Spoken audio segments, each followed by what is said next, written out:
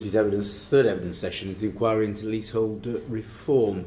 I'll come over to the panel in a second, just ask members to put on record their particular interest that may be relevant to this inquiry. I'm the Vice President of the Local Government Association. I employ a councillor in my office. I'm a Vice President of the Local Government Association. I'm also a leaseholder. I employ a councillor in my office. I'm a Vice President of the LGA and have a small property portfolio. Okay. And now, over to you. Could you say who you are and the organisation you represent today, please? Hello, my name's Amy Simmons. I'm Head of Policy at the National Housing Federation, and we are the trade body for housing associations in England. Our members own and manage in the region of 2.6 million homes and house 6 million people. And most specific to this inquiry, I think we provide a range of affordable housing tenures, including social rent homes, and provide in the region of 160,000 shared ownership homes, and all those shared owners are leaseholders. We also house a number of additional leaseholders resulting from right to acquire and right to buy homes, and a small but increasing number of member homes that have been developed for outright sale. My name's Larissa Reid. I'm the Executive Director of Neighbourhoods, Communities and Housing at Brighton and Hove City Council. We have right to buy leases, but that's the only leases that we have, are right to buy leases. My name is Gillian Boyle. I work in strategic development where I head up a private investment estate. I also work as a development manager on promoting major development projects. So I work very closely with our strategic housing team on housing developments, although the City Council itself doesn't directly manage any property. It does, however, have a large social housing stock northwards, which is managed by Arm's Length Management Company. Okay, thank you very much for coming. So the first question is, can you explain your understanding of how the responsibilities and rights of leaseholders in a block of social housing differs from the rights and responsibilities of leaseholders where the freehold is with a private organisation? I think that actually in a lot of respects there's fundamentally very little difference actually across the two. I think it's important to understand the difference between a leaseholder versus a tenant, and the expectation on the leaseholder is actually a property owner and the responsibilities that go with that. I think the major difference for our members actually is the level of redress that those leaseholders have. So if you are a leaseholder of one of our members, a social housing provider, then you can, if you're not happy with the way that your home is being managed or the relationship that you have with the freeholder, that you can go through the Housing Association complaints mechanism, you can seek redress through the Housing Ombudsman, and then there's also the first tier tribunal, and not all of those levels of redress are open to the private sector. I think also, so we don't pass VAT on in our service charge, which is a positive. However, I think one of the differences we see, we have a council, a leaseholder working group who are constantly looking at how we can improve services for leaseholders. We also have a citywide leaseholder action group where any leaseholder once a year can vote to have representative leaseholders, and we meet with those quarterly. And I think that redress where the council is involved, I think, makes it different for social leaseholders because they have more of a voice than some private leaseholders. Yeah, I'd endorse everything that's being said. Also in capital works, there's generally a limit of £10,000, and if works cost more than that, that is not passed on to the leaseholder. It would be the registered providers reserves, or on the Northwoods Council owned stock, we would use the housing revenue account. Instances of that are fairly rare at the moment, but obviously with the follow-on from the Grenfell fire, with all the fire assessments, there could be larger works that are coming their way. Well, that's what's supposed to happen, but isn't Yeah. the reality that very often leaseholders are an afterthought? Councils manage, housing associations manage their social housing stock, and their fundamental concern, because they're vast majority of individuals residing in properties are tenants, and how much they're going to pay for what work through the housing revenue account or the finance of the housing association. And leaseholders are generally an afterthought. Oh, that's what we're going to charge, we'll bill them as well. Isn't that how it happens in practice? Absolutely not. I don't Well, not in Brighton, but elsewhere perhaps. I don't know. Yes, I don't think our leaseholders would let us do that. It's more of our problems are actually in private stock, where there are some difficult cases on at the moment. It's not been a really massive issue in Manchester at the moment. We probably don't have as many leaseholders in social rented stock as perhaps London. There are some, there's quite a lot in one of the PFIs in Brunswick, but it's not been a major problem at the moment. As I say, post-Grenfell with all the fire assessments, that could change. I mean, it is made very clear on leaseholders when they buy the properties that there will be a service charge and you have to pay that, but we've not, I don't think, had some of the cases that have been hit the news in London, not at the moment. I think part of the work that we've recognised as a sector that, and we've been developing a charter based around the recent Green Paper work response about making sure that residents, including leaseholders, are clear about what they can expect from their landlords and how they can hold members to account. So I think what we recognise is there's guidance out there. We provide our members with further guidance and help them to promote good practice, but we recognise that actually there probably is more work to do, and whilst there are areas of really great practice across parts of our sector, we can't afford to be complacent, and we do need to do more. And does that guidance require housing associations, councils, to specify to leaseholders precisely what they are getting for the charges that are levied on them? In other words, not there's £3,000 for grass cutting this year, but there's £3,000 for grass cutting and you'll get your grass cut 6 times a year. Is it that sort of detail that really is required, but very rarely provided, is it? I think it's overall looking at whether what is provided, is it transparent, and can you hold someone to account for that? So we wouldn't know about the exact detail of the level of detail that is provided, but I think if residents or leaseholders or tenants aren't happy, then actually that's something that as a landlord you should take into account and actually have a conversation about how that can be improved and made better. We do provide all of the evidence of leasehold charges if it's requested. I think one of the things that could happen that's it, if requested. That's right. Why do people have to request it?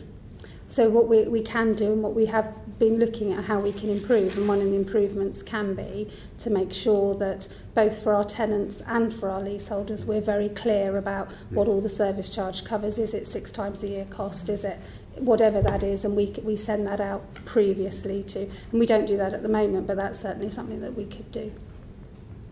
Yeah, very similar in Manchester. But you'd never do that for tenants, would you? That's the difference. I mean, tenants just assume they pay rent and the building gets repaired. Tenants just, well, that's what the council's done. But a leaseholder, when you send them a bill, might actually want to know a bit more about it. Shouldn't they automatically get that information? Yes. But what we also know is that more and more tenants also want that information. So I think it's something that we need to give cross tenure. Yeah. Absolutely, I'd agree with that. Yeah. And do you demonstrate clearly that you don't cross-subsidise Yes. work? In other words, get the leaseholders to pay a bit more because they're an easy target? Yeah, so we verify all our block costs for service charging, and our certificates of expenditure are very clear on block costs and the percentage that each leaseholder will have to pay. So, I mean, I'm confident that we don't do cross-subsidisation. Yeah, I think it's something about making clear the difference between a leaseholder and a tenant and what is expected within those relationships with a landlord. I think greater transparency around that would help quite a lot. But I mean, we recognise that actually some of the processes around these areas have been in place for quite a long time, and it might be an opportunity to have some sort of review about how things are actually working in practice, and I think we'd be supportive of that in an effort to become more transparent and accountable. Okay. Bob? Yes, leading on from what Chloe's been saying, a lot of the evidence presented to us has been around the concern that leaseholders have in the social sector. The maintenance charges seem to be non-transparent, but also that they're not very good either in terms of the service provided. So how are the costs determined, and how are the leaseholders consulted on the makeup of those services? I don't know who wants to start. Gillian, do you want to start with that? Yeah, I mean, like I say, I don't manage the Northwood stock. Did have Sure. quite a long conversation with the guy who manages the HRA. The rest of the council stock has been sold off and it's managed through RPs. But often, can I just say that is another concern that is raised. Is the council's divested itself of the responsibility, and then it sort of washes its hands of providing the service. Yeah, and a lot of people say that they can't get the service or indeed the third-party service and find out exactly what they're paying for and why. Yeah, I mean, I think the standards vary between the Northwood stock, which is a council-owned property, and the rest of the RPs, and some are better than others. And there's been also consolidation with smaller RPs being brought out with larger ones in an effort to perhaps improve the maintenance. But there isn't, I don't think there is a massive issue in Manchester regarding social tenants. We have more of a problem actually with private blocks at the moment. We're concentrating at the moment on on what is the responsibility of the local authority. And I accept completely that we've got to make sure that private landlords do their job, but we're concentrating on the social landlords, the housing associations, the third-party organisations and the councils. Yeah, I mean, I think the actual level of information that tenants and leaseholders get can always be improved, and as colleague here says, Amy, we would be supportive of that, but I don't think there's a major problem in terms of leaseholders being ripped off. Okay, all right. Well, we're no doubt going to get some communication from leaseholders from your local authority then. I'm sure that there will be some. Should we move on? So when we talk about maintenance, we do either responsive repairs and then we do planned maintenance and we do major projects. Now we find that the problems come with the major projects where leaseholders can be faced with bills of £25,000 to £30,000. We don't cap the bills. And we know that leaseholders in our area get really quite upset about that. Having said that, we've just received a first-tier tribunal decision on 5 high-rise buildings where we carried out exactly these works. And it turned out that an independent expert calculated the cost within 1% of the costs that we incurred. And the tribunal found that the works were reasonably incurred and to a reasonable standard. But that doesn't stop leaseholders who are left with a bill of £25,000 to £30,000 feeling very aggrieved that is the case. So I think there is a balance between works that need to be done and how you do them. So for example, taking those examples, were leaseholders informed in advance of the work that was going to be done and what the cost was estimated to be? Yeah, so I think on these ones, they would receive the proper notification of the estimate. Proper notification is one thing, but I'm talking about consulted before the work begins. So they did have consultation before the work begins. What we do now, however... can I just cut across you again? Yeah. Consultation, in my experience in local authorities, is notification we're going to do this. Consultation actually means, what do you think of us doing this? Yes. So was it a consultation or a notification? At the time, I think it was a consultation. Okay. But what I can say now, we've worked with leaseholders and members, and what we now do is we will meet before we even talk about any form of Section 20, any form of formal consultation, to say these are the works that we believe to be needed to do. We enable work with the leaseholders that we get a jointly commissioned surveyor to come and check to see what works are come. Then leaseholders will have a voice to say whether those works happen in one go or over a period of time. We do need to balance that, however, with the needs of the tenants who also want these works doing. Do you think there should be a change to have a cap on the total amount that anyone should pay, given the circumstances that are described elsewhere? I think if you talk to any of our leaseholders, they will say yes. If you talk to our tenants, they will say no, because any money that we spend that is not leaseholder pay comes out of our HRA and our tenants' rents, and that's something that tenants feel very strongly we shouldn't be doing, because they feel that the leaseholder has the benefit of, once we've spent the money on the works, the value of the property often increases as a result. Okay. I'd just like to add to that about it's the it's an issue around, as the landlord, being a steward for the building in the long term. If you're looking after the building throughout its life time, and making sure it's a safe and well looked after building for people to live in, whether they're a leaseholder or a tenant. And our members take a long-term view around the homes that they manage. It's not in their interest to do work poorly or to a greater level of cost. So I think a lot of them do recognise that some of the bills that leaseholders might be faced with are sometimes difficult in terms of just the amount of money that is involved. But then actually our members are they're very open to discussions about how that money is paid, and there are lots of arrangements to make sure that actually there's flexibility around how that work can be taken forward. But it is the issue around. So there's two aspects. Sorry, there's obviously the major works. We've kind of mixed the major works with the general work that has to be done, which might be minor nature and so on. How do you consult on those particular issues so that tenants or leaseholders rather can say, okay, I can understand why that is and why we've come to that cost. I mean, I can't talk specifically about individual members, but generally, there are particular guidance around how you consult with members, when you do it, how long it takes. There's very strict. So your organisation gives guidance, does it, or we have best practice guidance, and we help members by, if they have problems with it. I think we would always promote that our members would do as much as they can to follow any guidance to make sure that actually, it's within their interest to have a good relationship with their residents generally, and to make sure that they understand what needs to be done and that it's done in a way that supports the building over its life cycle. It's hard to talk about what individual members might do, but we would always support them around best practice. And then we know that actually if there is still an issue, that there are ways that residents can get redress. Okay.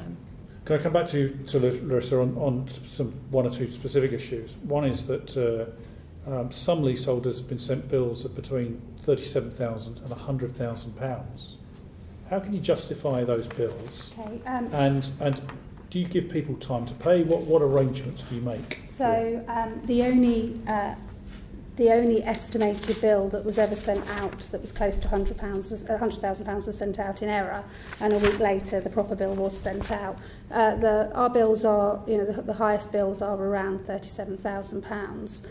We have a number of payment methods, including where there is a charge put on the property and there is no payment required until that property is sold, like an equity loan. We work on a case-by-case basis to say what is best for that person in that circumstances. So taking, this is a massive amount of work, isn't it? I mean, quite clearly, £37,000 is a lot so of work. Would that leaseholder be consulted in advance to say, we're planning to do this work, it's going to cost quite a lot of money, even if we don't know exactly how much, and I can understand that, and then give them the thought processes of what to do, because clearly they can't sell their property or do anything around that. They're stuck, aren't they? Yes, and we've now got the converse issue where we are telling people very early, and people are then saying about selling their properties and then saying they can't sell their properties because because we give an estimate, we give a maximum amount of cost, and of course that means that people are struggling or saying that they're having difficulty in selling their flat. So there is a problem there. But what we do is when we don't do the work. Can I just, people are receiving bills for say £37,000. How does that equate to the cost of them buying the lease in the first place? Well, that depends on when they bought the lease. Yeah, but roughly. I mean, you must have some rough comparisons. Well, I mean, you've got some evidence there that you've. So the average two-bedroom flat in Brighton and Hove sells for about £250,000 in today's market. So 37,000. However, a right to buy purchase 10 years ago, 15 years ago, could have sold for as little as 80,000-90,000 with the discounts. So it's almost 50% of what they may have paid for it. So, yes, if they paid for it then, but it would still be worth £250,000 now. And only if the work is done. But if the work is done. So that's about the sort of costs that we have. where we've done large projects, some of the projects have taken 2 years, so the bill has come in the September following that, so that's 3 years from when the works began on that site. And that's something that we have to look at how we do that better, because people, something that our leaseholders don't like. So is it fair to say these are these very old properties? A lot of the properties were built in the 50s, 60s and 70s. Right. Some of the building methods that we used then, we have to do repairs to keep them up to standard. We know that the work that we did, certainly on the 5 blocks, was reasonable works. As my colleagues have both said, we think the next biggest challenge that will be any work that requires as a result of any Grenfell inquiry. Okay, thank you. I'll leave it there. Do you ever allow leaseholders to have some say in the selection of the contractors to do this work? So we currently have a 10-year agreement with MEARS, and that was for both responsive and major works. However, from March 2020, we're bringing the responsive repairs element in-house, and we'll also have a framework where we'll get capital works from, and leaseholders will be, and tenants will be involved in choosing those contractors to go on the framework, so they will be involved. Leaseholders were also involved in choosing the original MEARS contract 8 years ago. However, that's 8 years ago and times change. Yeah. In Manchester, the Northwood stock, there's 2 sorts of levels of work. A lot of the works are done by framework contracts, which has been MEARS as well. With the housing associations, they have their own contractors, but they have tenant management committees, which will include the tenants and the leaseholders. So there is a process to involve tenants. Now, whether it's as good as you would want, and whether the information is to the level, but there is a process there that works reasonably well. For major works, we have 3 major PFIs, which is where the big investment really has gone on in Manchester, in Miles Passing, Brunswick and New Grove, and there's a whole process there of involving tenants and leaseholders in that process, because it's not just about the capital, it's about the 25-year management. But you must have had letters from leaseholders, as I have, saying, but I can get a contract to do the work for half this price. Yeah. I'm sure. Yeah. Well, I don't get them directly. And when I sometimes look at the work, I think they may be right. Yeah. I think that's to a degree right. However, when you're a council, when we had the MEARS contract, we wanted to have the contractor to ensure that they had apprentices, to ensure that they gave us a lot of information, which as a democratically elected council we needed, and unfortunately there's a cost that the people build into that. We have to ensure that people have a track record of delivery before they're allowed to work on our estate. So I do think that yes, probably someone can find somebody that can do that piece of work, but on their flat maybe, but we're also talking about doing millions of pounds worth of works on flats and all of the associated requirements that we have as a council, and that costs money. Yeah, I think you're touching on a wider issue here to do with public procurement, and this isn't just on social housing, it's the same on private schemes and private commercial schemes. It just costs more because you have to go through tender process, you have to go through O2 process, you end up with frameworks where you don't always get perhaps as good value as if you can just appoint a particular contractor that is going to do a good job if you're a private private organisation. I mean, we've done commercial schemes, and I know for a fact that if I was a private organisation, I would probably get that 10 to 20% cheaper without having to go through the there is a cost in public procurement. Well, there are obviously economies of scale somewhere as well, but I mean that's it's just more it is just more expensive. Well, okay. Helen. Do those framework contracts make it, and the length of time that they are usually for, make it difficult for you as local authorities to manage the contractor, to control the quality? I mean, if I think about my own situation in my constituency, one of my local authorities employed MEARS for a year on a temporary contract because the previous contractor had failed, during which time they performed very well. They were then successful in bidding for the permanent contract, and after that time their performance deteriorated such that the local authority has just taken the repairs contract back in-house. And that was failing tenants, but it was also delivering exceptionally poor value in some instances for leaseholders as well. Yeah, some of it is the time scale. I mean, I've managed some other contracts to do property management, and some of the contracts are just too long, and after a while people just become sloppy on either side. Sometimes it's not clear what the duties are, and then sometimes just not enough people on the contract. So you'll end up with these frameworks for large amounts, and there's sometimes only a few contractors can actually do that work, and they're just managing contractors. So, I mean, I'll give you an example actually. It's not a social housing contract, it's actually a private estate that we manage, but it's very, very similar. And we had a painting contract. We had to paint all these blocks for the leaseholders. They actually own their own properties, and we're doing it through a council framework, and they couldn't understand. We're getting complaints from the tenants all the time. The standard work was awful, they were slow, it was awful. So when we actually got the quote back from the in-house contractor who was on the framework, we found out that the actual painting contractor was sort of 3 steps down the line, and that went through an internal process, and then it went out to the contractor. So by the time you had all the overheads, this scheme was costing about £50,000. The actual quote from the painting contractor themselves was £18,000. That's the difference.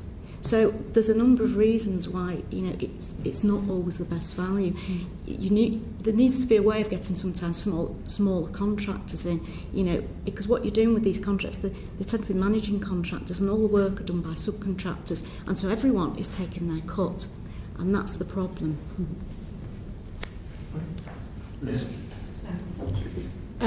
Leaseholders can, of course, challenge their service charges and other costs through the tribunal system. However, we heard that in practice many leaseholders are reluctant to go down that route because of the high costs and inherent imbalance of power between leaseholders and freeholders, including social housing providers. How should dispute mechanisms be reformed? I'd like to start. It's hard to be specific really with that, but I mean, I think we would support any further review that did take place, and our members would be very keen to give examples and work very closely with any review that did come about. It's hard to be really specific without looking at actual examples, I'm afraid. Can I ask, the government, as I understand it, has had a consultation process strengthening consumer redress in the housing market, which started on the 18th of February. Did the NHF contribute to that probably consultation? have, and we can make sure that we write to you with any evidence that we've provided. Yeah. I think we have about 500 disputes over the last 10 years, and only 4 of them have gone to tribunal hearings. One of the things that we would absolutely welcome is a more specific timeline. So, for example, a year, and then if there isn't a resolution, then there's an automatic referral to an adjudicator or tribunal, because we do find that sometimes that we have trying to negotiate with a number of leaseholders and a number of different groups, where sometimes there isn't a resolution that people have, and sometimes we've also found that people believe, albeit wrongly, that if you hold on, then actually we will just reduce the service charge bill. And of course, we can't do that when it's public and tenants' money that we're using. We know that when we've gone to the tribunal hearings, we haven't been asked to limit the service charge significantly in any of the cases, and actually in 3 of the 4 not at all. So I think where councils are certain of their costs and certain of their position, there needs to be a way that it can be resolved quicker, because that then has a lot of money. I'd like to come back to that issue, if I may. Yes. But if we can just stick at the moment on other better ways of redress that actually address that imbalance between or what leaseholders believe is the imbalance between the leaseholder and the freeholder, who may or may not be I think social housing. More information given at the beginning, so people are very clear about, and it's very demonstrable exactly what's being quoted for, paid for.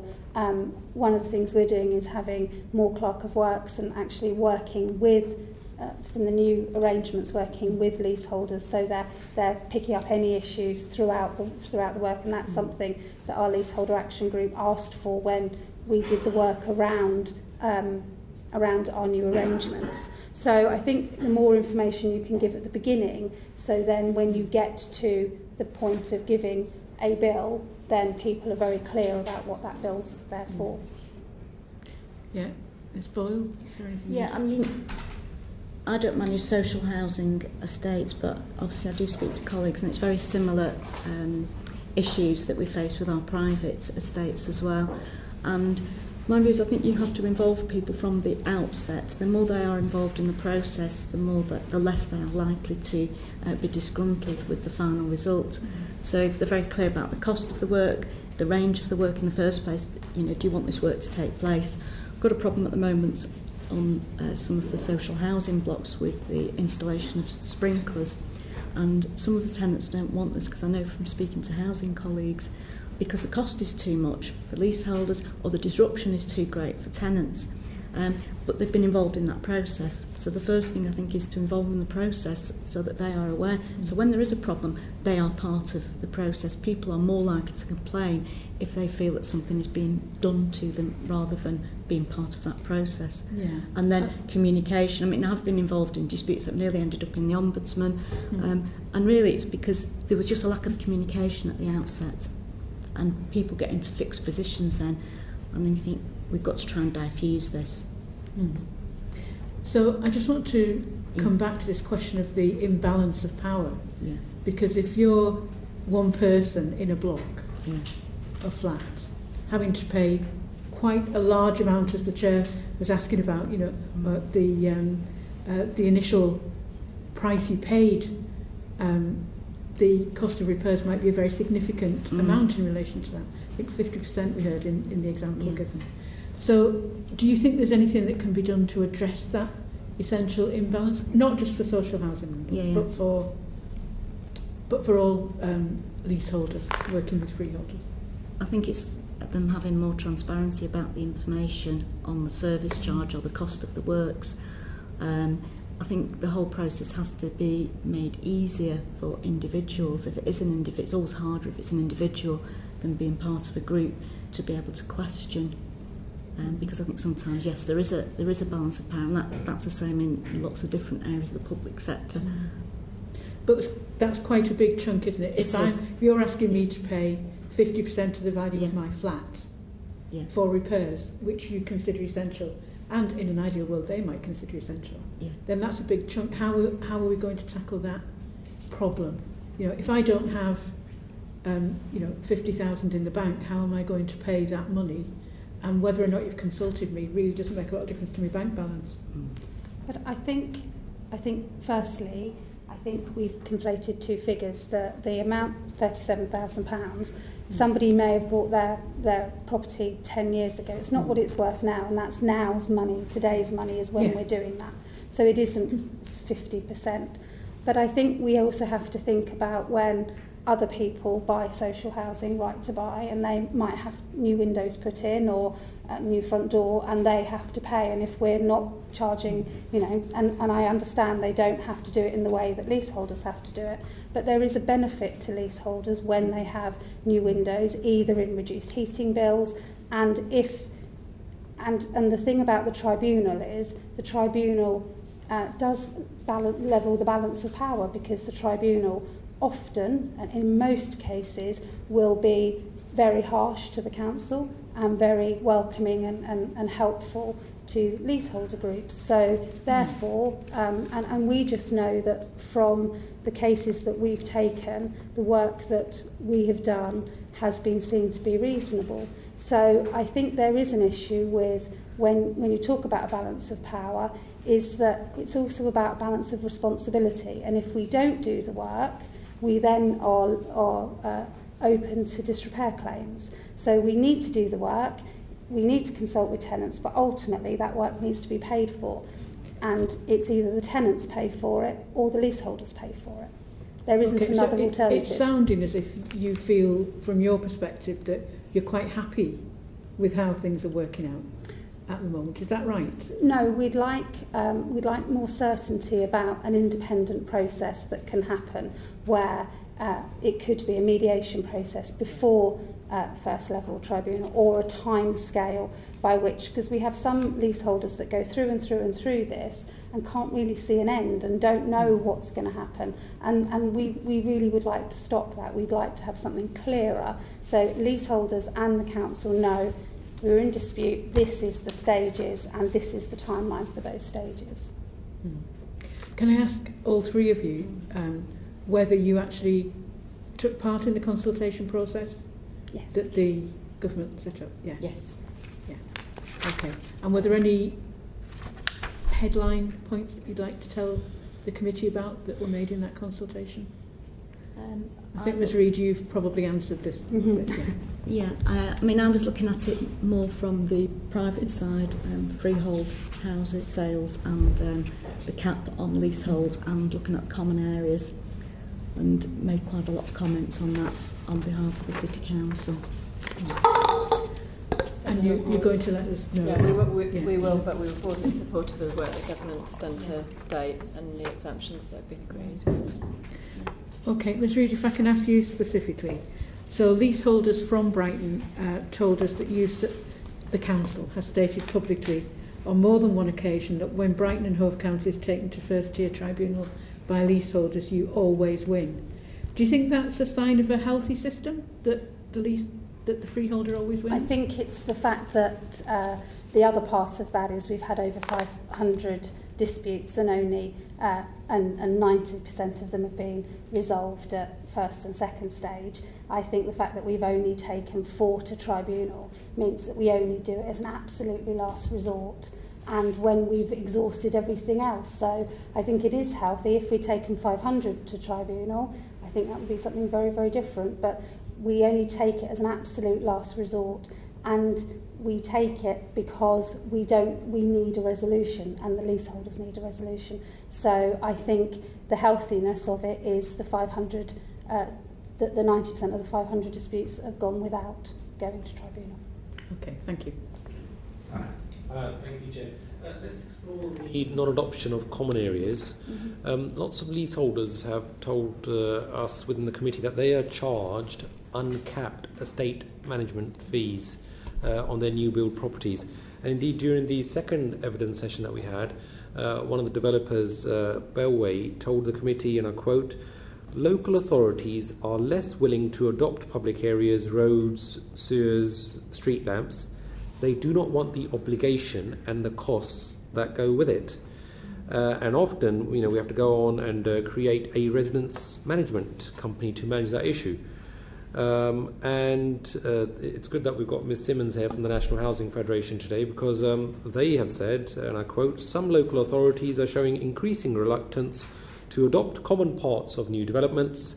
This means that areas of grassed, open space, and sometimes even drains, roads and street lighting do not become the responsibility of the local authority. In effect, the scheme is left with no option but to operate as a private estate, even if that is the preferred, that is not the preferred option of the developer or the residents." So why are local authorities reluctant to adopt public areas on new developments? I'm not sure that local authorities are unwilling. A lot of this comes right back to the actual scheme at the beginning with planning, and ideally you shouldn't be left with every square inch of that scheme should have a clear system of management. Now, whether that is everything goes off in individual freehold plots and the rest of it's adopted highway, that's probably the best solution for house developments, and that's really what you should aim for. These common areas are a problem on a lot of estates, and I'm dealing with cases at the moment for schemes that were built 10 years ago for common areas that nobody really wants to manage. The developers want to walk away. The residents aren't clear about the charges for areas. These are areas that lie outside the adopted highway, as opposed to the highway itself or maybe common areas in flats. And there's provisions in leases to charge ground rents, not really ground rent, it's really an estate charge for these areas. It's not always collected.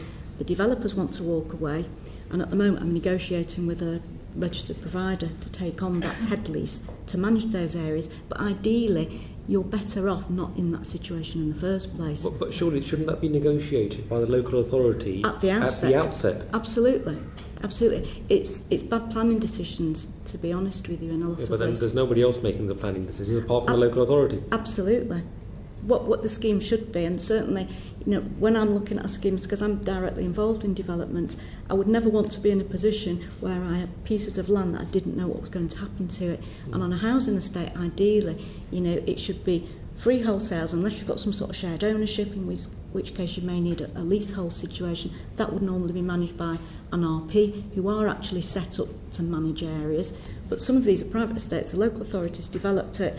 There's, vague references to management companies being set up that very often haven't really operated properly. So the scheme should really be looking at including the areas in plots. If you are going to have common areas, then it's got to be very clear, is that going to be a sort of park that the local authority is going to manage, or is it more normally small bits of land? If you can get the highways to adopt them, great. If not, you have to think very long and hard about how that's going to be managed. Now, you can have some quite bespoke areas, and these may be in more inner areas or edge of city centre where the density is higher, where you are going to have common areas because of the design. Now, how are you going to manage those? If it's a small number of houses, you don't really want to set up a management company that has no involvement with the people. So the ideal way that you can deal with that, and I'm dealing with this example at the moment, is all the houses will be sold off on 999-year leases. The freehold will then be owned by all the individual house owners. There's only 20 of them, because there are common areas there. There's a little parking court, there's some landscaped areas, and there's some other common areas. So it's not feasible to split that whole area into housing plots. So you can have common areas that are managed effectively, but in this example, the people managing that area are the freeholders, and the freeholder is actually each individual owner. But that's not always the case. Where you've got large housing estates, there could be 200, 300, 400 houses, it can be very problematical. And I'm not sure about Bellway's comments, to be honest with you. I know Bellway's are one of the builders who've been charging some of these rents, but normally you would not want to have highways and sewers that lie outside the adopted highway. That's never really a good system, unless you've just got 3 or 4 houses and that's a private drive. I think that's very different. Well, to me, it just seems like a wholly unsatisfactory situation, and it's leaseholders that are left holding the can. Is that what's happening in Brighton as well, in terms of the local authority from the outset doesn't get a control of it, and then it's left to the leaseholders? No, we don't have that at all in Brighton. So so you can categorically say that in your local authority you've always adopted all public areas of new developments? Because we have, so all of our new developments, we've adopted all of the public areas. Good. That's good to hear. Obviously, it's on record. Ms. Simmons, what are your thoughts? It's just really that it's becoming more increasingly more common that members are telling us about scenarios where there are parcels of land or areas of schemes that haven't been adopted, and we would support that where freeholders are obliged to pay for the upkeep of those specific areas through some sort of charge, that they should have the same rights as leaseholders through the first tier tribunal, and that they're protected and have redress in that way, and I think that's really important. Okay. Thank you, Joe. Thank you very much indeed for coming to give evidence to the committee this afternoon. That's appreciated. Thank you very much for having us.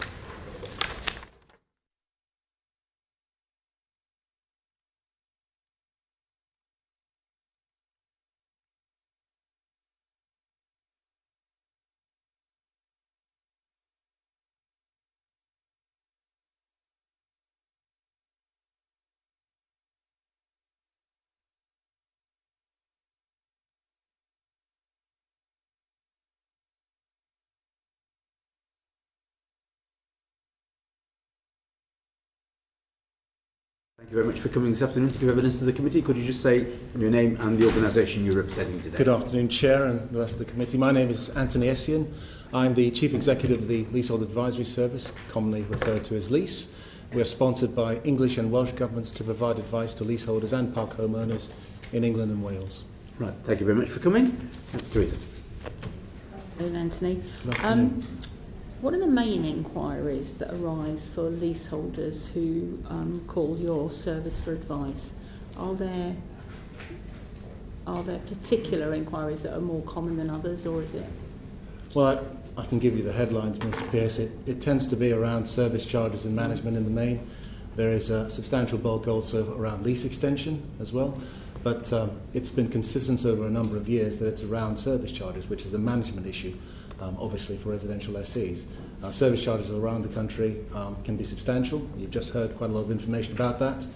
And it's fair to say that the lessees who come to us, of course, aren't coming to say, my service charges are fine. I'm very happy with my landlord by the nature of our service. The amounts range from the relatively small to the large. I've been before this committee before in 2006, I think, where you were doing some work on decent homes, where the bills were, again, remarkably large. I can't say necessarily they're as big as that on a consistent basis, but we are talking about substantial sums of money that lessees are being asked to pay at very difficult times. So is it the size of the service charge or the clarity or just lack of transparency, or is it all those things? It can be all those things. Very often it's about sheer scale, but it's also about problems about clarity. We did some work not so long ago with the Tenant Participation Advisory Service around engagement for social landlords when it comes to major works, with some examples of good practice there, because what's apparent is that there's a lot of range between landlords, private and social sector, when it comes to how they deal with their lessees. Some are decent at engagement. I don't think there's anybody who's you could put is excellent, and there are others who are poor for various reasons. Some social landlords will say they're not terribly well resourced in that space. Others would say that perhaps they have bigger issues to address because much of their stock has been sold off vis-a-vis LSVTs, large-scale voluntary transfers. So it's difficult to nail down any one thing. It can vary quite considerably.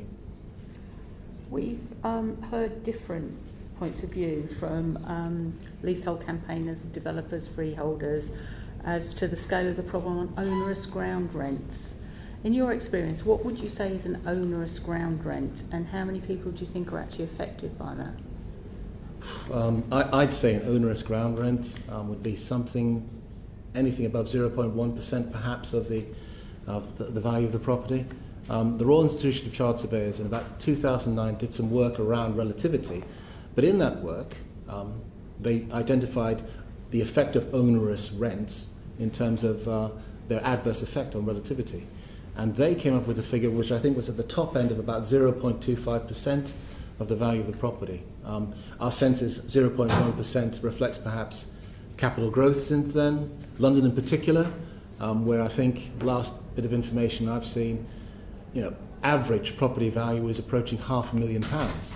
So I think anything above 0.1% in London is starting to be a problem, especially if the reviews are very regular, which again has been a particular problem lately. So the government has proposed to cap ground rents at £10 per annum. Do you support that? I was a little surprised, I have to say. The information before that had been all around a peppercorn. I thought that if the government was going to do that, it would be a rare thing, but they've decided to go with this nominal value of a ground rent at £10. But one imagines that over time, I think this is something we said in our Tackling Unfairness in Leasehold consultation response, again, in the social sector where they have this £10 ground rent, it is going to get uneconomic for anyone to collect it at all. So in a way, what's the point? And also, as many have said before, you can extend your lease now on a statutory basis and it becomes a peppercorn. Why have them? So you've called on the government to legislate for a maximum ground rent, but where someone's in an existing contract, do you think that the legislation could retrospectively amend onerous leasehold terms? I recognise that there are some real legal challenges around retrospective legislation. I do. However, in our submission to you, which I hope you found helpful, we did talk about examples where government has not quite the same set of circumstances, but they have intervened where perhaps a public purchase of property or using a public scheme, in that case the right to buy, but in this case perhaps help to buy, is an example of a public acquisition scheme where the government has intervened In that case, in 1984, was around defects in housing, and a scheme was developed there where they either paid for 95%, excuse me, of the redemption works of the property to put these defective properties right, or 95%, I think, of the non-defect price of the property. And I think it assisted a number of people who were in very difficult circumstances to no fault of their own, which has a certain symmetry with where ground rent owners with these, leaseholders of these onerous ground rents are today. They are in a position where it's not their fault. So you're really saying then, if a ground rent's onerous because it goes over 0.1%, that's what you're saying is onerous by your definition? Alongside regular increases and alongside regular increases. Yes, regular reviews as well. A bit further, I wasn't quite sure. Well, 500, anything above 0.1%, let's say £500 in London, is likely to be onerous. And if that is also attached to a regular review of the ground rent, let's say every 5, 10 or short periods of time, it's going to become particularly onerous. So we've just had a new definition now of onerous and particularly onerous, which certainly is beginning to confuse me even more. I'm sorry. Sorry. Right. Is a ground rent of 0.1%, more than 0.1% then onerous per se? Yes. Even if it's not attached to any increases, if it's at that level, more than 0.1%, it's onerous? Well, I would say so, yes. Right. So that's a clear view from your organisation, is it? Yes. Right. So if it's then attached to increases beyond that level, it's even more onerous. It is punishing indeed, yes. Punishing, right, okay. That's a new, we haven't heard that one before. That's a new definition of punishing. Sorry. It's okay, right. So, but then they should stay if that's what the arrangement is, because you can't retrospectively change them. Is that the view of your organisation? No, what I'm saying is that, I mean, that's a matter for government, of course. It's policy for government to decide on what would you advise the government to do? I think that if the developers and the owners of these onerous ground rents don't intervene, as I've said in our submission to you, government should intervene. Even on existing leases? Yes, I mean that's right. where there's a particular problem. We've said that a lot of the reforms that have been put forward, including the work that the Law Commission is doing as well, is prospective. Yes. So if you're a new lessee in that position with ground rents of that kind, then you're going to be assisted. But if you're an existing lessee, you don't appear to be assisted by what's proposed, as I said in our submission to you, and that's why government intervention, there's an argument for it. Okay, I think that's helpful to clarify that, Helen. We have received evidence from quite a lot of leaseholders that they feel that their homes were missold to them, either because there were hidden onerous charges or false assurances of purchasing the freehold at an agreed price. Do you agree with that that's a fair statement for those leaseholders to make? I think a lot of lessees have suffered, there's no doubt about it. I think that there's an example, particularly because of a law, an article in the Law Society Gazette in October where a firm of solicitors was assisting 500 leaseholders involved in issues concerning poor advice around the purchase of their leasehold properties. That suggests to me that there is a significant group of people who are definitely suffering detriment because of the situation they've found themselves in, again, to no fault of their own. So do you think there should be a compensation scheme for leaseholders who are affected by mis-selling in one way or another? I think that's certainly in the mix, some sort of proportionate action by government certainly to address this position. One also has to bear in mind the wider work that's going on, perhaps also by the Law Commission, around changing the valuation approach to enfranchisement. They put some options together. But I think that a proportionate consideration of that kind of thing, plus the wider work that's going on, it is definitely part of the mix that should be considered at the moment. We've received some pretty damning criticism of LEASE itself and the services that leaseholders receive from your organisation. One witness reported that the support they received from LEASE was honestly quite appalling. Are you satisfied with the level of service that your organisation provides to leaseholders? Well, anybody who says that they're dissatisfied with the service, first and foremost, that obviously is something that would concern me gravely. In terms of what we do, I think that no one in my position would say they're always satisfied with what they do. What we try and do is give the best service we can within our remit. I think part of the difficulty for us is that we are an initial advice provider. We don't do casework. And therefore, the kind of problems that are arising and coming to us sometimes require additional assistance, casework, beyond just initial advice. What we want to do going forward, because we recognise that sort of limitation, is work with other advice providers and help grow their capacity, particularly where those advice providers do casework. What tends to happen is that they get a technical sort of issue around residential leasehold and they send it to us. And then, of course, ultimately we advise and somebody needs more and we send them back perhaps to a casework provider. That doesn't help anybody. What we'd like to do is grow their capacity. And we've had some discussion about working together with the Citizens Advice Bureau, for example. We've done some training more recently with leaseholder representative body called the Homeowners Alliance, because we recognise that we have some technical knowledge and information that could benefit the wider sector, certainly. And we want to grow that capacity so that people have much more help than is available at the moment. And that goes beyond what we are able to provide them. LEASE is the only organisation funded by the government to provide advice to leaseholders, and certainly at least some of the evidence that we've received is from leaseholders who think there's a problem with that monopoly provision. So one of them told us LEASE has been a monopoly service for far too long and it's done huge damage to the sector. Do you think that the funding that you receive as an organisation should be distributed across a range of organisations who support leaseholders so that leaseholders have a choice about where to go for independent advice? Well, I mean, that's a matter for government completely in what they decide to do. I'd like to say that we are open to work with everyone in the sector, whoever funds them or not, as the case may be. And as I mentioned a moment ago, we want to grow the capacity of other advice providers.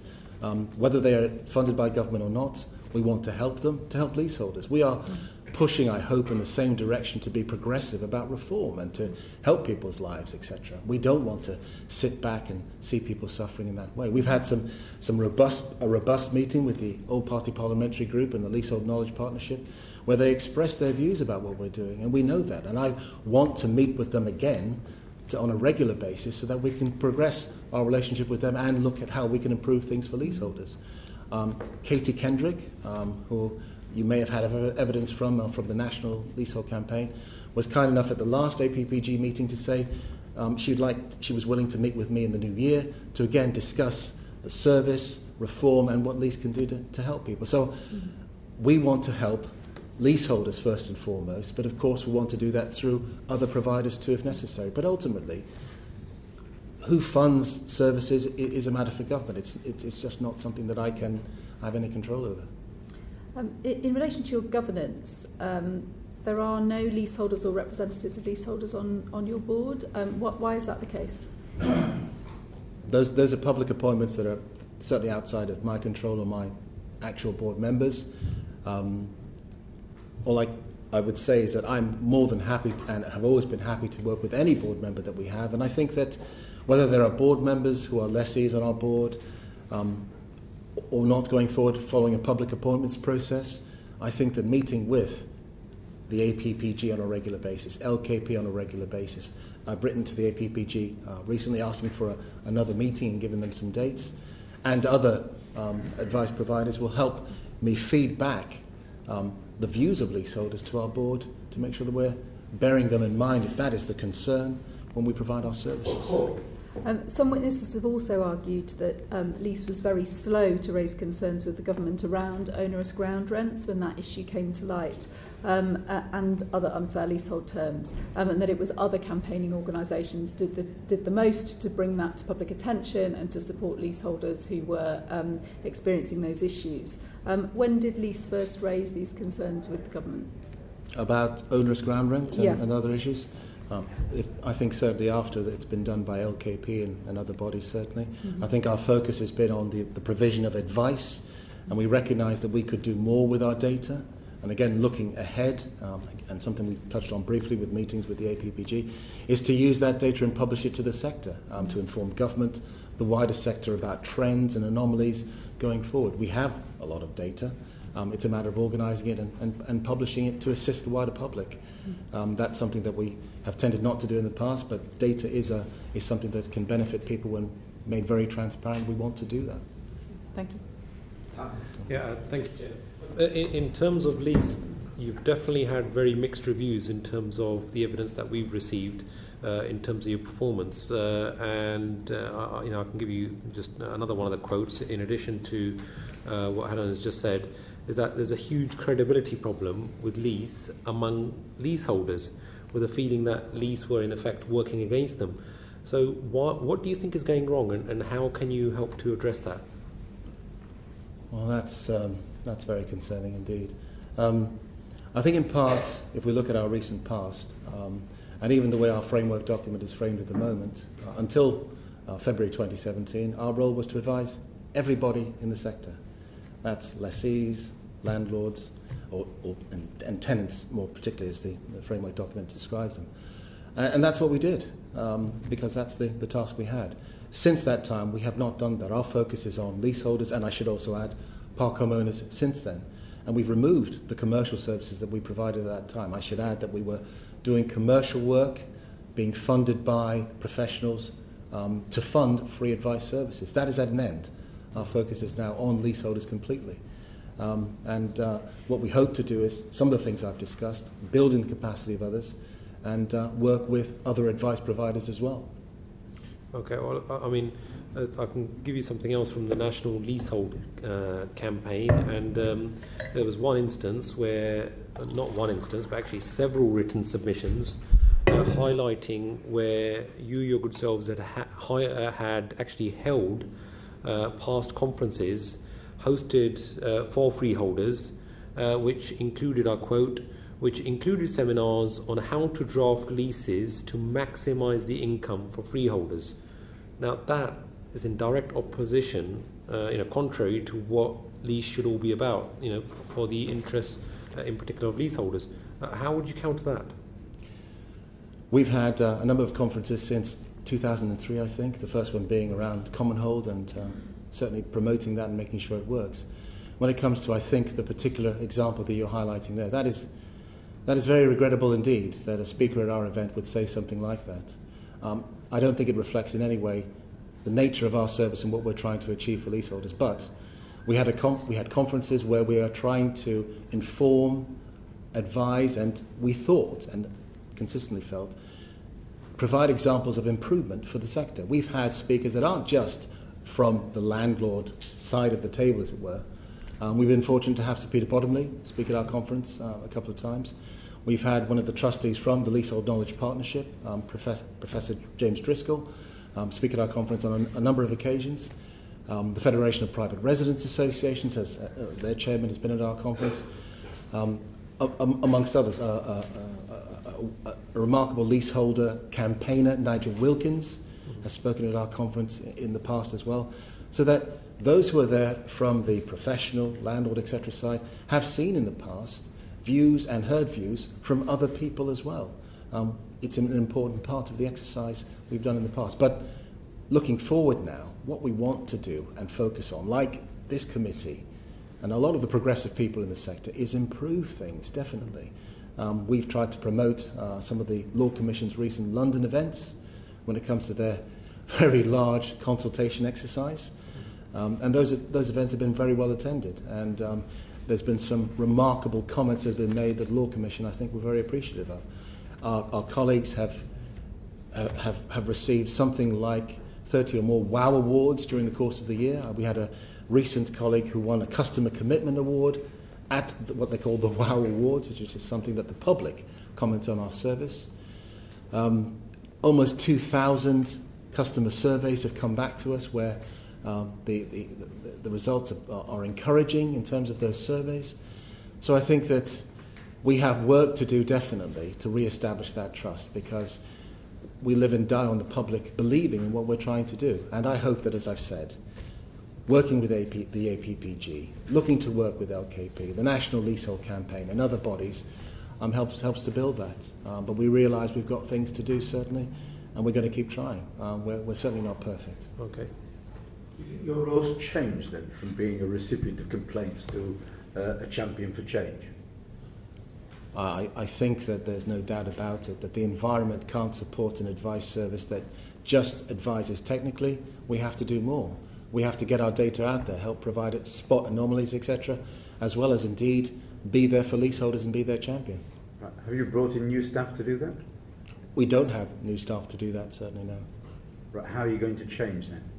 Well, I think that it's our advisors have always had the view that they're there to help those who come to seek help from them.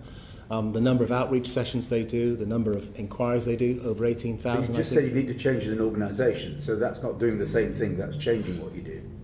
Well, I don't think that our outlook in terms of helping people needs to change.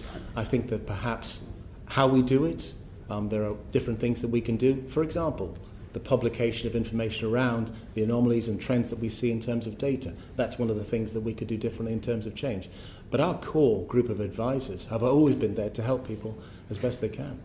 But back to the point about you not being at the forefront of drawing attention to government of significant problems that needed addressing. Do you see that changing in future? So you'll be more proactive in going to government and saying this isn't working, it needs to be altered. Yes, I think that we have responded to consultation papers in the past before. We've been on working groups for government, working groups for others to support progress.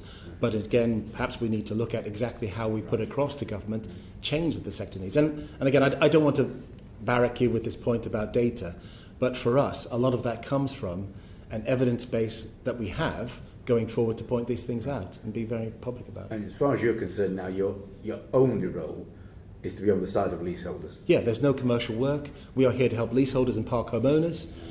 We have wider stakeholders, of course, where we try and get across to those wider stakeholders what leaseholders are seeing, and we want to do more and more of that going forward. Right. Thank you very much for coming to give evidence to the committee this afternoon. Thank you.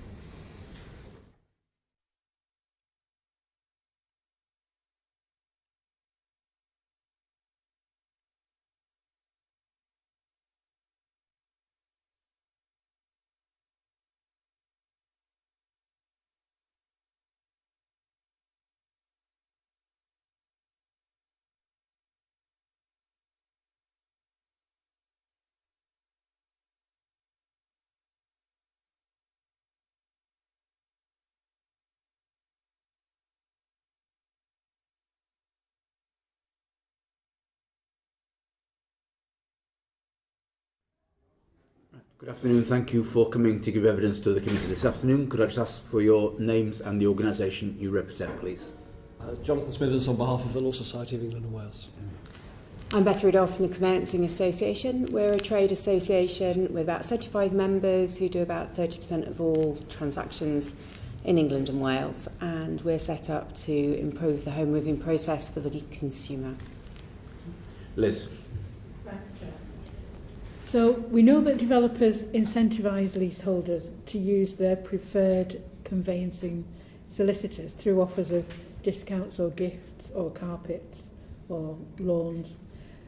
Where conveyancing solicitors rely on repeat business from developers, can they ever offer truly independent advice to prospective purchasers?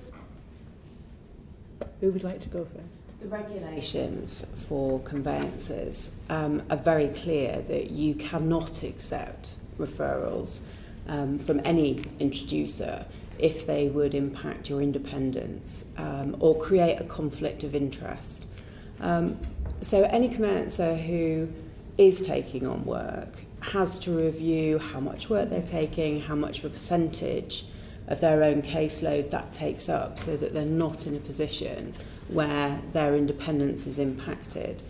I would hope that people coming into the conveyancing industry would meet those ethical standards in all cases. Okay. Yes, very happy to agree. Regulation overlays very strongly the profession in this regard. The payment of referral fees is heavily regulated. It has been quite a controversial area for some, but where there is transparency, the buyer can make a decision, the buyer of those services can make a decision based on those referral fees. So the ethical consideration for the lawyer will be principal at any point. So I think it is perfectly possible for the solicitor who has a commercial relationship still to give that independent advice. I think the evidence would show that.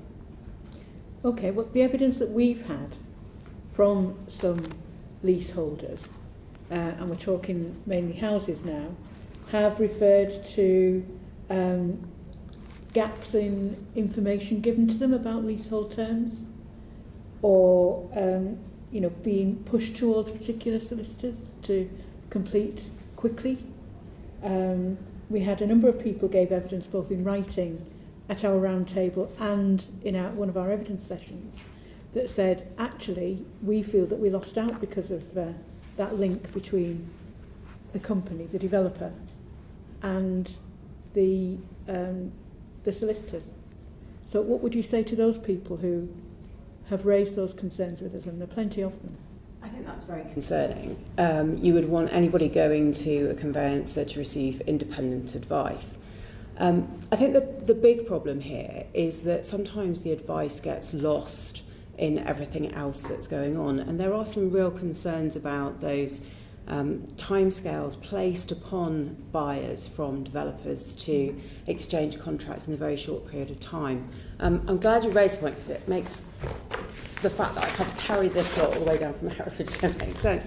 If you think this is the paperwork that I received when I purchased my property, mine wasn't even leasehold, and you can see all of the paperwork that you get from your conveyancing solicitor advising you of all of the things that you may or may not need to know.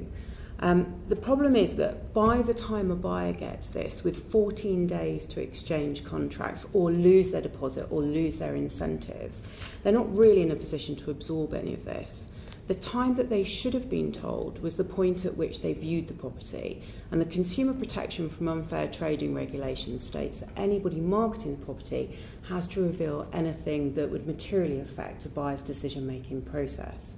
So if there's a doubling ground rent, or if it's leasehold and they're thinking it's freehold, they should be advised of that at the site office or by the estate agents, because then they can make a decision as to how much that property is therefore worth to them. Otherwise, how can they decide what their offer should be if they do not have all those material facts? And that's what the Consumer Protection from Unfair Trading Regulations are all about. By the time the poor buyer gets hold of all of this, they've already fallen in love with the property. They've already worked out where their sofa's going to go, where the kids are going to go to school. And they're not in any position really to absorb all of this and then make a non-emotional decision about whether to continue to proceed at a point when they're probably financially committed after paying for searches, surveys, mortgage product fees, probably as much as £1,200.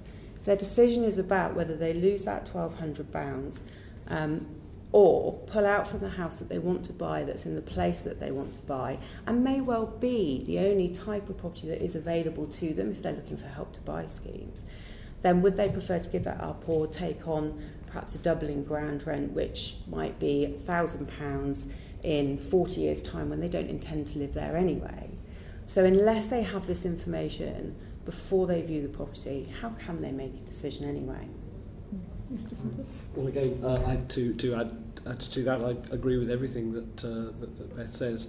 There is an imbalance between the developer and the buyer, and that will depend partly on market conditions. So when the market is rising, the developer can simply sell to someone else. The buyer is desperate to get on the ladder and will make decisions that they may regret later. And I think it's important to distinguish those where buyers may have regret later when things don't turn out quite as they expected, with those where perhaps they weren't given advice for a whole number of reasons. And I know from 30 odd years in practice that it can be quite difficult to make the judgment as to how much information the buyer, your client, can absorb, bearing in mind, Beth's referring to a freehold there. If a leasehold, it could be much bigger. On a brand new development, it could be a sort of A4 lever arch file. How do you assimilate that information to try and work out what it is that the buyer needs to know and on which they can make their purchasing decisions, when often, exactly as Beth says, they've mentally moved in already and saying, I'm going to lose the place, just sign the dotted line now. That's the emotional bit. Absolutely, and that's quite hard from a professional context to give someone, it's not for the solicitor to say, you should buy it, you shouldn't buy it, to say these are the parameters and it's up to you to make that decision. Okay, so I get the bit about the developer's responsibility and the salesperson's responsibility. That's not part of this inquiry really, but we know there are sometimes issues. But isn't it the job of the solicitor that they employ to make sure that people are aware of significant terms, whether or not they were pointed out at the time that the plot was advertised or the property was sold through the marketing suite? Isn't it the solicitor's responsibility to get that right? Yes, it will be, and for the client to understand those terms. But again, I know from personal experience that I recall saying to a client, the ground rent's going to go up by this much in 10 years' time. And the client said, well, I won't live there in 10 years' time. And things change. So mortgage lenders can change their criteria. So something that might have been acceptable 20 years ago is now no longer acceptable. Yes, and so, one of the things that so there are and societal things that change as well. Yes. It's very hard to balance those. So you absolutely accept that challenge when you're acting for someone professionally, that you try and give them that information in the most digestible form so they can make that buying decision. It's made harder, exactly as Beth said, because they often don't have that right at the beginning. So they'll be told, the price of the leasehold property you want to buy is going to be £100,000 and the ground rent's going to be £100. What they don't necessarily understand is that the ground rent may go up, or indeed the level of discount that ought to be against the premium if the ground rent's higher. So if the ground rent is £1,000, you should then be paying £95,000 or whatever that is, and how the value and how sophisticated the valuation should be for that, and what discount there may be. And again, as I said before, it's affected by supply and demand, and the developer often has the whip hand in that, where there's a rising market and the buyer just wants to get on the ladder and said, well, if I miss this ladder, I won't be able to get back on it again if I miss this opportunity. So that's the practical difficulty of it. Yes, and of course, I just wanted to make the point that we've heard from a number of people who, both of you have talked about people moving in 10 years' time. Actually, people who are saying to us, we can't move because we can't now get a mortgage on our property and we're trapped in this leasehold property. I just wanted to make that point. So, should developers be prohibited from recommending specific solicitors? Would that not be much clearer? Clear separation of responsibility?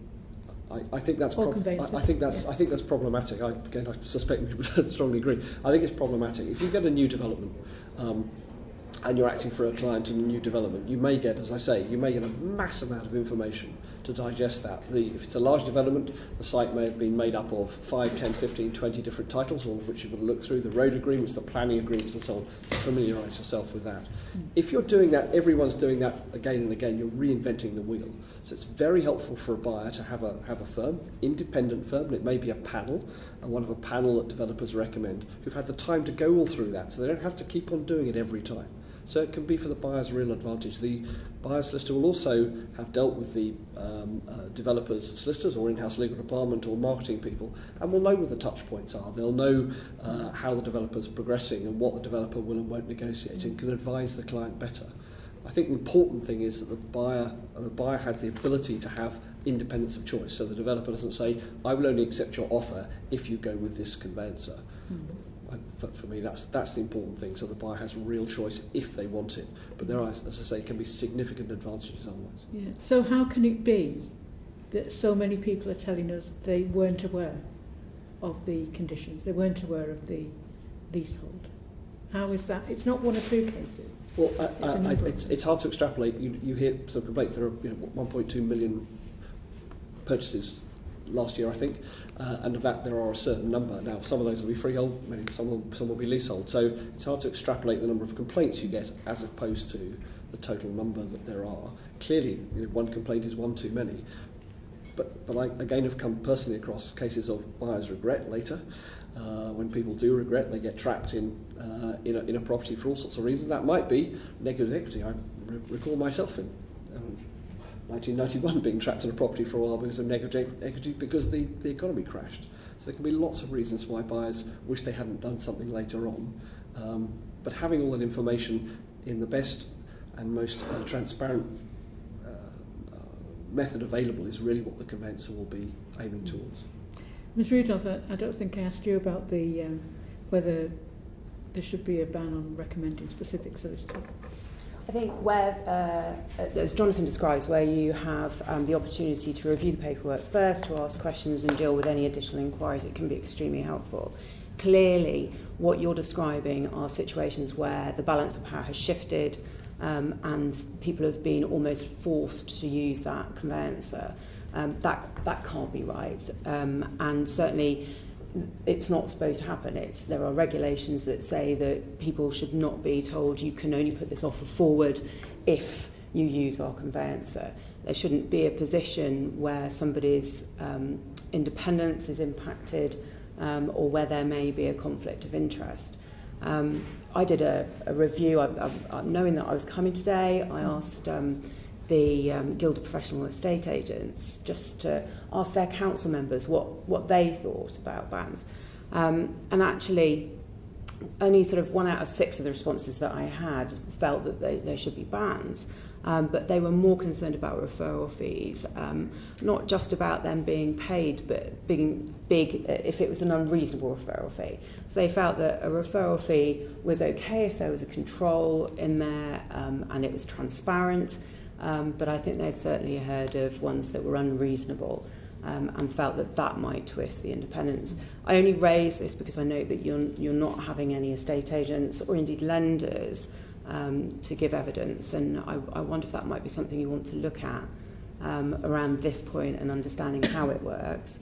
And also certainly from the lender's perspective, as Jonathan has touched on, we do have a problem with onerous terms, what becomes an onerous term, how they decide what an onerous term is, and how we as conveyancers could almost preempt that.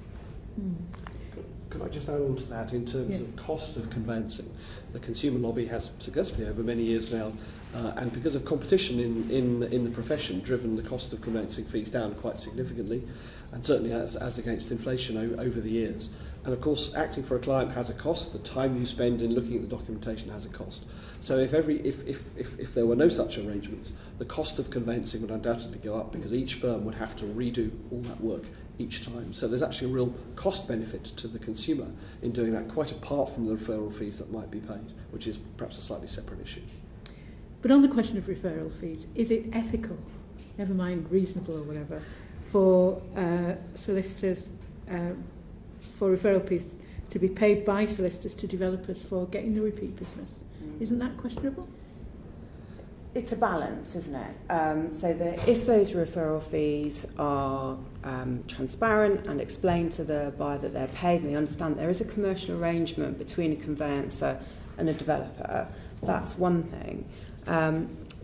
But conveyancers otherwise would be getting their work through marketing activities and things like that, which cost money. So where the referral fees are reasonable and at a sensible price that doesn't impact, for example, service, then it's possible that can work well. Simply because, as Jonathan describes, you get a volume of work coming through and that you've already checked and made sure they're okay, and the cost of the payment of the referral is the same as you would have paid on a marketing billboard outside of that development saying, come to us.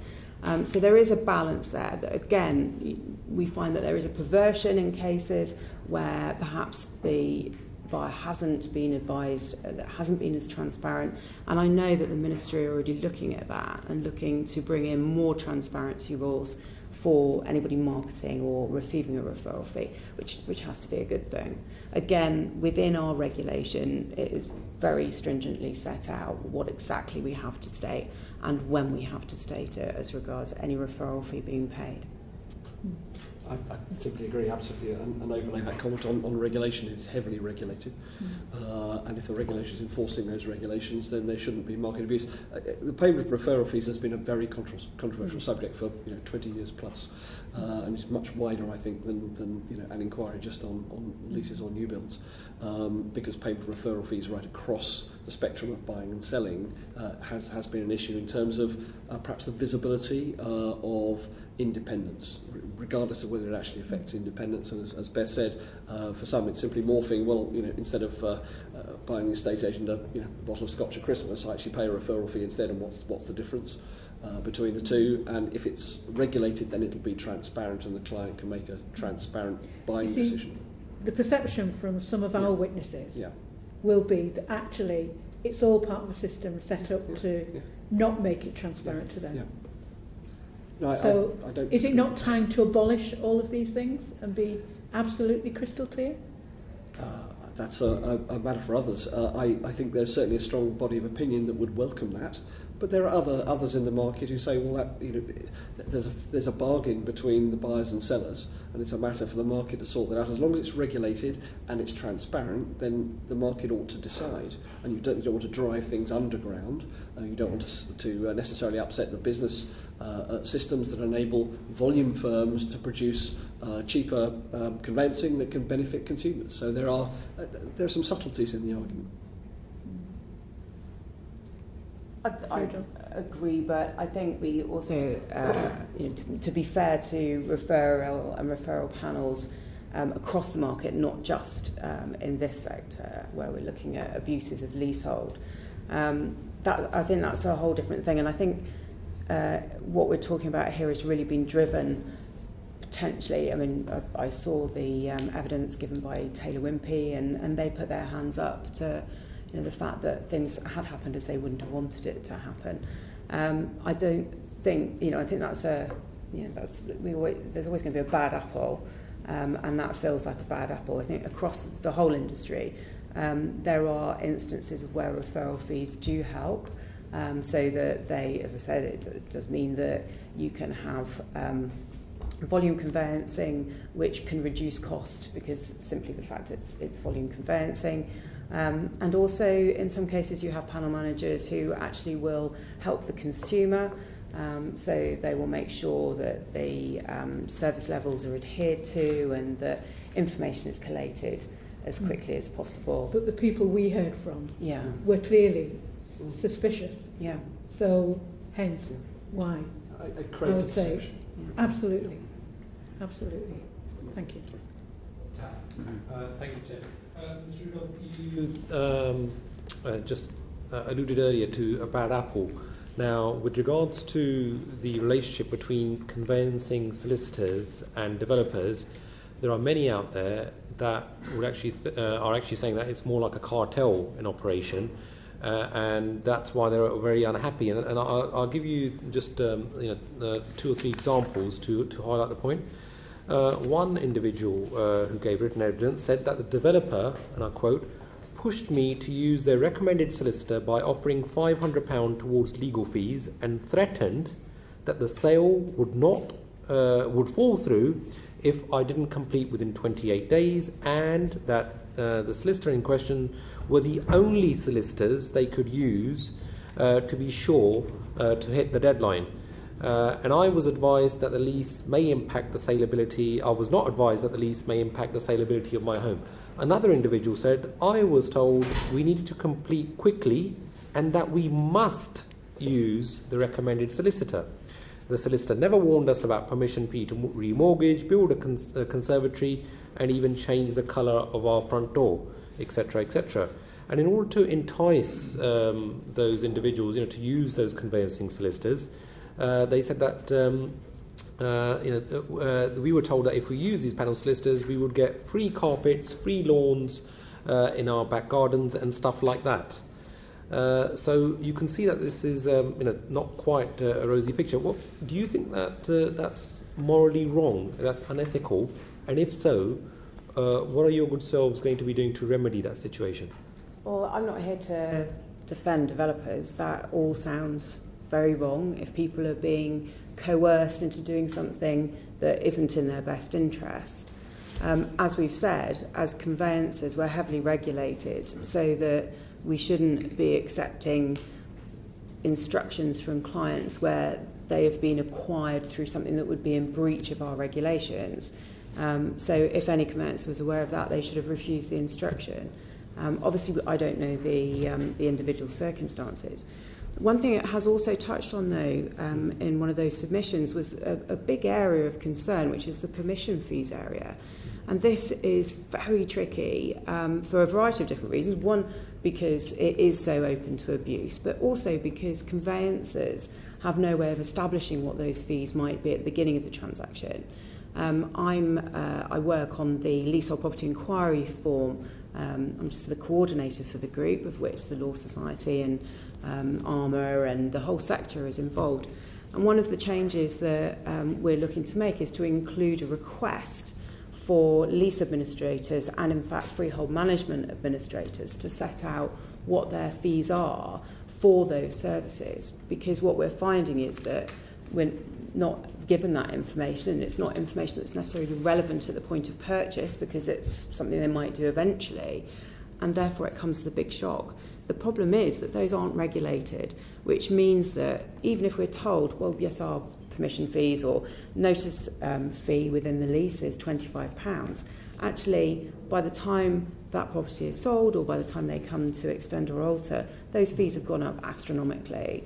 And there's no good reason for it. We have so much data where we hear that, for example, a notice of assignment, which takes about a quarter of an hour to be dealt with according to lease administrators themselves, are being charged out at £270 just to acknowledge notice. And there's nothing that we can do, because if the buyer wants to buy that property, they're going to have to pay that £270. And this isn't just with new builds, these are with all leases. We reckon that these fees should be no more than £25. But this is not being addressed, and unless there's some form of tariff or cap or hourly rate set, this abuse will continue. And what we're seeing is that not only are the bad adding more cost to it, but they're also inventing new requirements, so that now you don't just have to serve notice that the property has changed hands, you also have to serve notice that there's a mortgage on the property, and you also have to serve notice that the previous mortgage has been redeemed. So at £270 a pop, that massively adds up. I think the point that I'm trying to make is that these onerous clauses, these onerous leases, these onerous terms don't get there by accident. These are put there by whoever wrote that lease to start with. The developer has set out to do that, and then the management company continues, and then the managing agent continues to make these excessive charges. And I think that's where we need to look at sorting that out, so that those onerous clauses aren't there to be told and explained to a buyer by either the estate agent or the conveyancer. They shouldn't be there in the first place. Mr. Smithers, what do you think about the alleged tie-up between conveyancing solicitors and developers? Can I go back to perhaps the question you asked? There were two, I think, separate things there. There's the allegation potentially of negligence where the conveyancer, the solicitor, licensed conveyancer, didn't explain to the individual, which is one thing, and if there's plenty of redress mechanism if that's the case. The second is about what may happen in the sales suite between the buyer and the agent, or the developer's agent, and the promises that may or may not have been made. And I came from personal experience. The conveyancer will have absolutely no knowledge of those, of what arm twisting there might be to get someone to make an offer, do something quickly, and so on. And the incentives, a bit like buying a second-hand car, offer to put in the mud flaps or whatever it might be. And those sort of things certainly go on. And the salespeople will often be incentivised by commission, so they'll be paid when something goes through. So they have every incentive to twist the buyer's arm, to do something, to use the conveyancer they know has looked at the papers before. So there's an imbalance of power at that point between the developer and the buyer, but there always is, because of the supply and demand nature of this. And actually, again, from years of experience, when the market is very poor in recessionary times, it's actually the other way around, where the buyer will start wanting more conditions. They'll say, well, I'll accept this, but only if you put the carpets and curtains in and don't charge me anymore, etc., etc.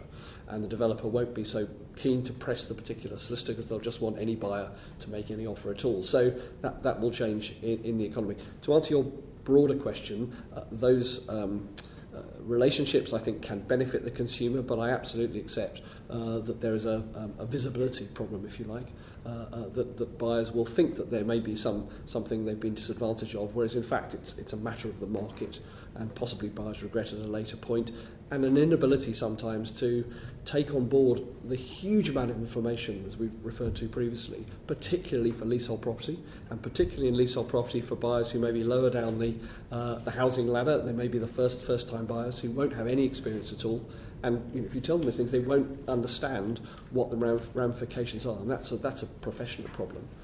So people will sometimes come and say those things. But there are individuals who've been told that they must, the word was must use the recommended solicitor. And that just seems very weird, to say the least, that developers think that it's very good, that there's that particular conveyancing solicitor is the one that should be used. Why is that? It's absolutely wrong. They shouldn't do that. The buyer ought to be able to have freedom of choice in doing that. The developer's doing it because they want the buyer to use someone who they know has looked at the documentation and will be able to go more quickly. If you've got massive documentation and you've got 100 clients, you won't have the time to do that. It might take you a week or 2 or 3 to get it through, and the developer wants to sell quickly. So the developer has every incentive, and the developer is not regulated. So they can say those things and no one will know behind the closed door they've been said. The The conveyancer won't know that. They're not, not part of that negotiation. So it absolutely is an abuse, but it's an abuse in a part of the market that's unregulated. You referred to referral fees being reasonable. What's that mean? What's the figure? Well, I mean, it depends on the amount being paid, but I mean, certainly when I was in practice, we would see referral fees at, say, £100 out of a £1,000 conveyancing transaction. So that was something that we could still provide a very good service. That's reasonable, is it? What isn't reasonable are the ones where they're being charged £600 out of £100 is reasonable? Yes. Okay. Mr. Smith? I think the Law Society has a specific policy on that. I personally think that's a bit high. I think, what would be a reasonable amount that you would spend on marketing to acquire that client? Wouldn't necessarily be 10% of the total fee. Right, but you both referred to the benefits from having a solicitor or conveyancer who knows that type of property and doesn't have to begin from scratch. But surely that can be achieved by having a referral, a panel of recommended solicitors, conveyancers, without any referral fees. Absolutely can. Yeah, absolutely. So why the need for them? You ask the people who are asking for the referral fees. I mean, certainly conveyancers, there's a lot of conveyancers out there, a lot of our members who, after the sort of 2007, 2008, said we're not taking referred work anymore, we're just going to have direct work that comes to us. So there isn't really a need for them, is there? I think some members would say it's part of a business model. If they want to have volume transactions and the benefits that can be for their business, and they would say for their clients, then you have to have a larger number of transactions, and the way to get that is effectively to buy them in, as opposed to what others refer to as maybe sort of high. But if you're on a panel, what does it matter? If you are on a panel, yes, but in order to scale up your firm, to have the number of conveyancers and the background, if you like, to be able to process a large number of transactions, you need to invest in your firm. And you're not convinced by that, are you? Sorry? You're not convinced by that, are you? It isn't the Law Society policy. I'm talking about really from my years of practice. That's the argument which firms put forward for that. It's a method of ensuring that they are able to have sufficient resources to process the number of transactions. But there are 10,000 firms of solicitors in England and Wales. About 5,000 or 6,000 do conveyancing. Of those, a relatively small number do the vast number of that. But the majority is done on the high street by in relatively small business units, and done very well and efficiently. So the volume end of the market is a relatively small percentage. Helen. Thank you. We've seen evidence as a committee of firms of solicitors along with developers having joint Christmas parties and circulating the evidence of that on social media. I mean, would you accept that, notwithstanding any regulation, in certain quarters this system has become completely rotten, and leaseholders would be absolutely right to be very, very concerned by such practices, and also by the lack of awareness that underpins such an action, that this is, it's wrong. There's no understanding of perception of conflict of interest, still less than actual conflict that may result from those circumstances in that example. I'd accept that perception is very important. I describe going to a Christmas party as evidence of something being rotten. I mean, one dealing with counterparts on a day-to-day basis. I mean, I practiced in Tunbridge Wells for many, many years. I knew all the people I had on the other side of transactions, where I was acting for a buyer or a seller. I spoke to them many days, and we meet at other social functions. That didn't in any way inhibit my independence or my ability to argue my client's case. Or take points in any way. So I don't think you necessarily extrapolate one from the other, but I do accept your point about visibility in those circumstances. I think there is however benefit for the client in ensuring that the person who's acting for them actually has a relationship with the person on the other side, understands them psychologically. That may bring benefits. So there's an element of trust between the two. So if the developer's conveyancer, the buyer's conveyancer says to the developer's conveyancer, look, you know me, I'm telling you this is the client's position, they're more likely to believe them. So there may be some other benefits to it.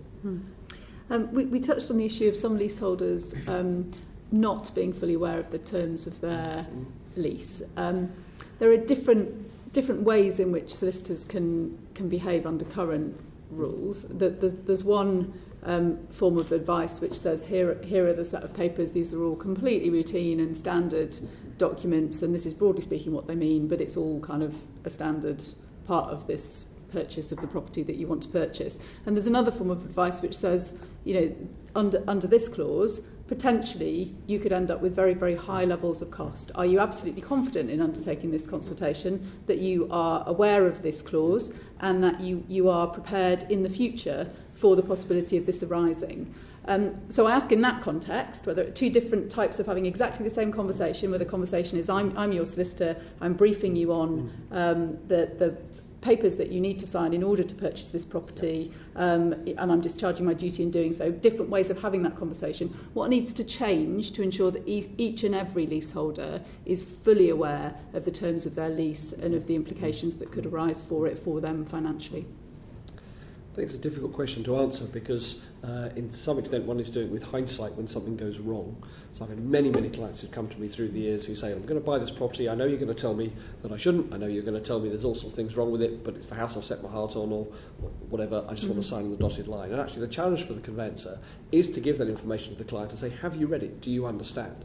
These are the terms of the lease, these are the important things I think you should, and the client just says, yes, I'll sign there and then, and may not later on. So it's very hard to do that and to gauge the level of sophistication of clients. Some clients are very sophisticated, others aren't. They haven't bought and sold before. And very hard for them to judge the risk that might be in 1, 2, 3, 5, 10 years' time as well. So that's part of the professional relationship one has that other professionals in other, being accountants or doctors have with their patients or clients to try and judge that. And clearly, the better information there is for the buyer at the point at which they make their offer, and going back to what we were talking about earlier in the new build situation, the better information they have when the offer and acceptance takes place in the sales office or the estate agent's office, wherever it might be, the better they will be informed later on when you go through the legal process when it's not already embedded in their mind.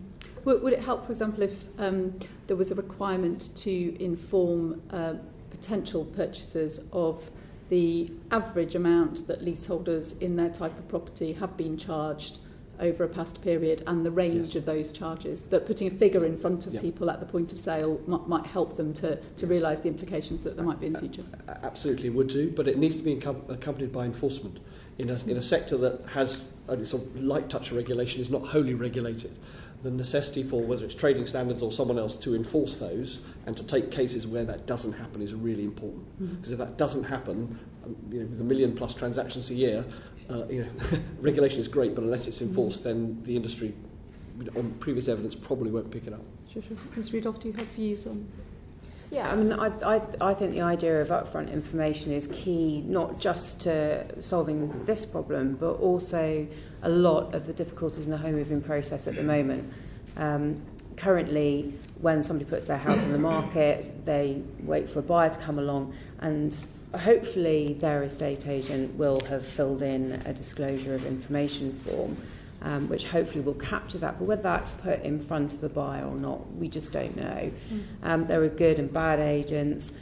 Some will put down what the service charge is, what the ground rent is, if there is a rent review. But the problem is that then when a buyer is found, then there's this immediate scrabble around to try and get all of the information related to the property completed. So the Law Society forms then need to be filled in, which duplicate 51 questions that have already been asked, but the conveyancer acting for the buyer doesn't know what that information was revealed at the point at which the property went on the market. Then you get the searches which come through from the relevant data authority, which may conflict with the information that the seller's given you. And then on top of that, the valuer goes out and then comes back with information which also may conflict with what has gone before. So for the poor buyer to work out who to believe is virtually impossible. I think something as you describe, where all that information is available and set out in a what that means to you way, would make a huge difference. Because then people could make an informed choice before they put their offer in, understanding what this means to them now. The difficulty is that certainly with lease terms, it's such a complex area of law, and trying to wrap your head around the fact that the Royal Institute of Chartered Surveyors said 20 years ago that a 70-year lease was, marriage value kicked in at 70 years. Meant that, and for that to now change to being 80 years, and for lenders now to say that actually they need a lease to be 85 years. You know, how on earth is a leaseholder going to understand what the impact is on them when it comes to considering if it's going to be a short lease or not? And so just now on the question of redress for leaseholders who believe that they have been let down by their conveyancing solicitor, would you support a dedicated alternative dispute resolution scheme for leaseholders who may have claims against their solicitor for failing to inform them of escalating ground rents and other punitive clauses? Well, we already have the legal ombudsman, so I would hope they would be able to go there. Of course, we have our regulators as well.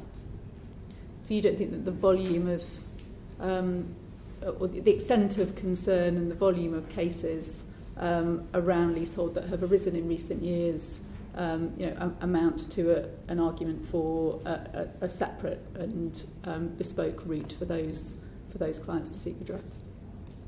I haven't seen any evidence that would suggest that a separate redress scheme would be better than the existing redress scheme. The legal ombudsman is a very sophisticated regulator set up under the Legal Services Act. Each firm has to have its own in-house complaints department in any event as a first tier.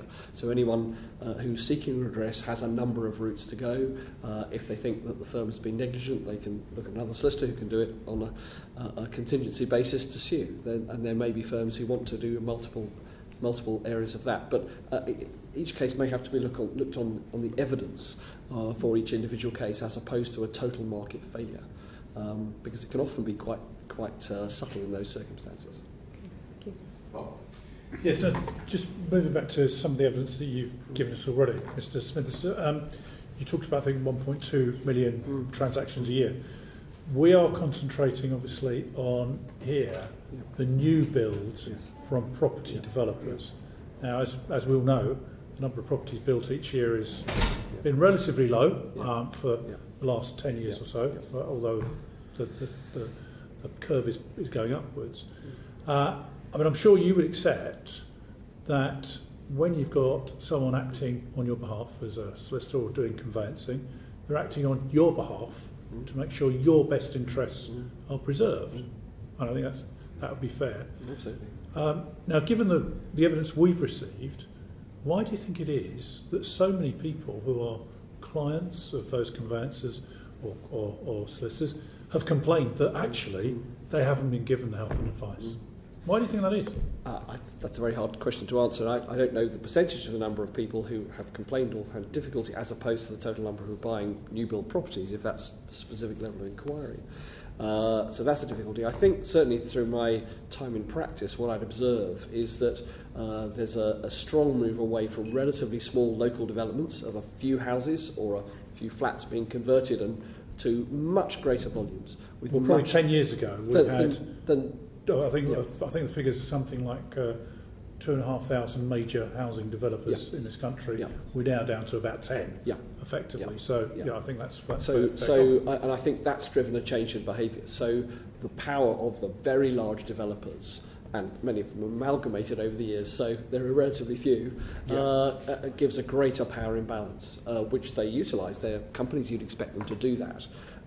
So in a local context, I used to act for clients regularly buying from local developers who will be in business for years and years and do a few houses here and a few houses there and have a long-term interest in goodwill. The larger developers, I think, probably less so now because they have all the power. They have the houses. If you want to go to them, that's where you have to go. But isn't it even more important then that people who are buying these properties, particularly under leasehold, are given very clear advice by the personal firm that is acting for them? Yes. The evidence that we're hearing is that they're not getting that help and advice, or if they are, it's sort of wrapped up. You're dealing with a firm that is a long way away. You're probably by correspondence and by email, rather than actually taking the advice. I think that Ms. Rudolf was referring to. Of yes, you realise that these are the issues that you could face. And I think this is the clear concern that we're hearing from, in terms of the evidence that's presented to us by those people who are either trapped in a property they can't sell anymore, or have such onerous requirements on them that they just don't see that they were given the right advice at the right time before they made this decision. Do you accept that that's the position? I accept there will certainly be people who are in that position. Yeah. I think that they do have considerable areas of redress if they are, that are open to them through complaints, through negligence actions and so on. So hang on, negligent action, straight away, that means they've got to go to another firm of lawyers to try and get someone to take them on. And there is a suspicion as well that lawyers acting against lawyers is never an easy task, is it? I reject that suspicion. I think there are plenty of firms who undertake professional negligence work who are very pleased to find those things because it's part of their business model. I mean, there are many thousands of people doing of solicitors and firms doing conveyancing. There will always be some where things don't work out well, and the important thing is that there's transparency and redress amongst those. If there's a greater degree now in a particular sector, clearly that's a cause for concern. I hope it would be a cause for concern for regulators, for the Solicitors Regulation Authority. Well, I think the cause for concern, which we've been trying, I think, during this evidence session, is to try and draw out this fact of the close-knit relationship between conveyancers and the builders. Yeah. If that is actually a completely independent position, then the suspicion is not going to be there. But the suspicion is that the housing developers want to use these particular sets of conveyancers because they'll just do the paper transaction without actually advising the clients properly. I haven't seen any evidence that would suggest that there's a direct causal linkage between a particular group of firms doing the conveyancing and the way that developers act. Okay. I think, and again, there's no evidence for this, but the number of developers getting much smaller and the power that they now have effectively to impose their conditions, because the buyer can't go anywhere else to buy a house. They're going to buy it from there. So they have much greater market power to say, these are the papers, take it or leave it. So that the solicitor acting for the buyer is not really in a position to negotiate. All they can do is say to the buyer, well, these are the terms. You want to buy the house, you've got to sign here. Because I can't negotiate individual terms in the way that 20 years ago I could with a local developer. So I think that's the problem, rather than there being a relationship, or financial or otherwise, between the conveyancer and the developer. I mean, the key issue here is that the job of the conveyancer is surely to point out very clearly to the client, look, these are the conditions. This is what it means to you. Yes. Because a lot of these people, especially who are buying a home for the first time, won't be aware of it. If you're buying a second or third time, then you may think, I must bear that in mind. But here you're looking at leasehold properties. That could mean that you can never sell your property. It means you may have to put a lot of money in to be permitted to do things. And that's the clear concern that is being expressed. Yes. Sorry, Ms. Rudolf, do you have a view on this? And I agree with what Jonathan said. I think it does come back to the fact that there is so much to advise somebody on. I mean, in this pack alone, there's a tree preservation order, there's a charge preventing the property being altered, there's a clause saying that somebody else has right of first refusal, there's listed buildings. Luckily, I bought this knowing what all that meant, but as a layperson, and I'm still regretting it now, we call it the money pit, but anyway, but as a layperson, how on earth are you supposed to understand that? And as you say, with people being so committed to transacting online and not necessarily coming in person. I mean, when I first started conveyancing, we'd gather together all of the information and then we'd ask the client to come in and go through it bit by bit. And you could have that conversation, you could have a cup of tea with them. Some of them used to have a fag, and they could relax and ask lots of questions. And we're in a position, might drive them to start smoking. That's buying houses, I'm afraid, but we're trying to change that. But then now people don't want to transact in that way. They want it to be emailed. They want to read it in their own time. I think the other problem that you have is that if they've been told half a story by the site office, then when they receive the report and the first part of it reflects that half story, so say they've been told it's a £250 ground rent and that will double after 10 years. When they get the report that says it's £250 ground rent and it will double after 10 years and the next time it will double will be in 3 years' time, they don't get to that bit because it's already said the bit that they were expecting it to see. So I do think it's about that, not having the information at the point they were able to absorb it, because by the time they get into the transaction, they're not just talking about the lease and the title to it, they're now talking about their mortgage offer, their search results, their survey, and all of those things. We did a survey and we had 1,100 respondents, and we were asking about whether information was provided, and only 2% said that they'd received any information prior to viewing a property. 98% said prior to actually putting their offer in, they'd not had, sorry, not 88, 98, 94%. So there's so few people getting this information. And this is something that we did raise with MHCLG, and National Trading Standards Estate Agency team has had their budget doubled, but that's still only £500,000 to enforce against 14,000 estate agents and God knows how many site offices. So unless we see some form of perhaps change in the way that the conveyancing process happens, and one of the things that we're doing is working with the Home Buying and Selling Group, which is an industry group working with the Ministry. We're trying to produce one form that collates all of the information in a section at the beginning which contains material information that would impact a decision-making process, and we've had a lot of debate about how you include things like gory crimes in there that, yeah, some people want to know about. And then the second part is the actual information that's needed for the conveyancing process, so that the consumer can see at the beginning immediately those material things, if there's been disputes, if there's a ground rent clause, if they're going to have to be director of a management company, but aren't befuddled by the ongoing conveyancing elements. Are there rights of way over the neighbour's land? Those sort of things. So we are trying to work on that because we do recognise this is a major problem.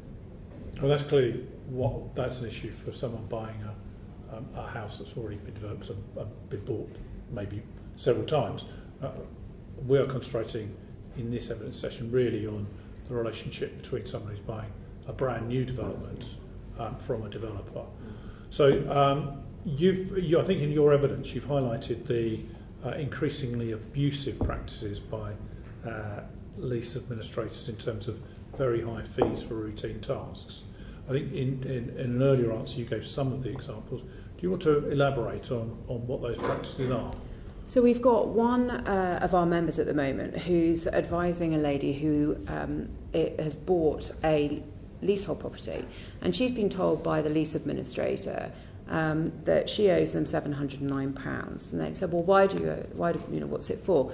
Apparently, it's £150 is for ground rent arrears, and then on top of that, there's £270 for service of notice of assignment, and £210 for collection of ground rent arrears, and £25 for interest. And the conveyancer has gone back to them and said, but we sent you a cheque for the ground rent, but you ripped it up because you said that the amount that we'd sent you for the notice fee was insufficient.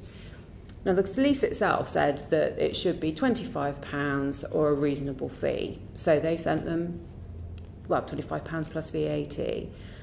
But the lease administrator had come back and said, no, we want £270. There's no reasonableness around that £270 for what we've already spoken about as being a 15-minute job. So that's just one case. Now that lady now is in a situation where she can't actually take the lease administrator to court because they're the ones asking for money from her. So she's going to have to either wait until she sells the property, and in that time, can you imagine how much those fees will have gone up by the time they've put on more interest and more collection fees? Or what's more likely is that the stress will get to her and she'll just pay a cheque for whatever amount they're asking at that point. And that's the problem. And we've got these extra fees going in. So there's a clause that you can put in a lease that says that you cannot sell the property without a certificate of confirming that the terms have been complied with. And that's supported by a restriction at Land Registry that stops you from being able to register your ownership. Now, they charge on average £150 to provide that certificate. And what does that certificate confirm? It confirms that you've entered into a deed of covenant, which is a void document under the Landlord and Tenant Covenants Act, and has been since 1996. It confirms that you've paid the fee for that, which many of them will charge on average £181, even though there's first-tier tribunal cases that say it should only be 80 quid. And you have to have served your notice fee, which we've already spoken about. And as a result of this, and not to mention the fact the delays involved in all of this, as a result of this, Land Registry raise more application inquiries upon the registrations on leasehold, a disproportionate amount. And in fact, they cancel 205 registrations a week because this certificate has not come forward. So, and this is, one of these things that again has started to come up, and probably 20 years ago, you never even saw a restriction, let alone a certificate of compliance, and let alone these charges.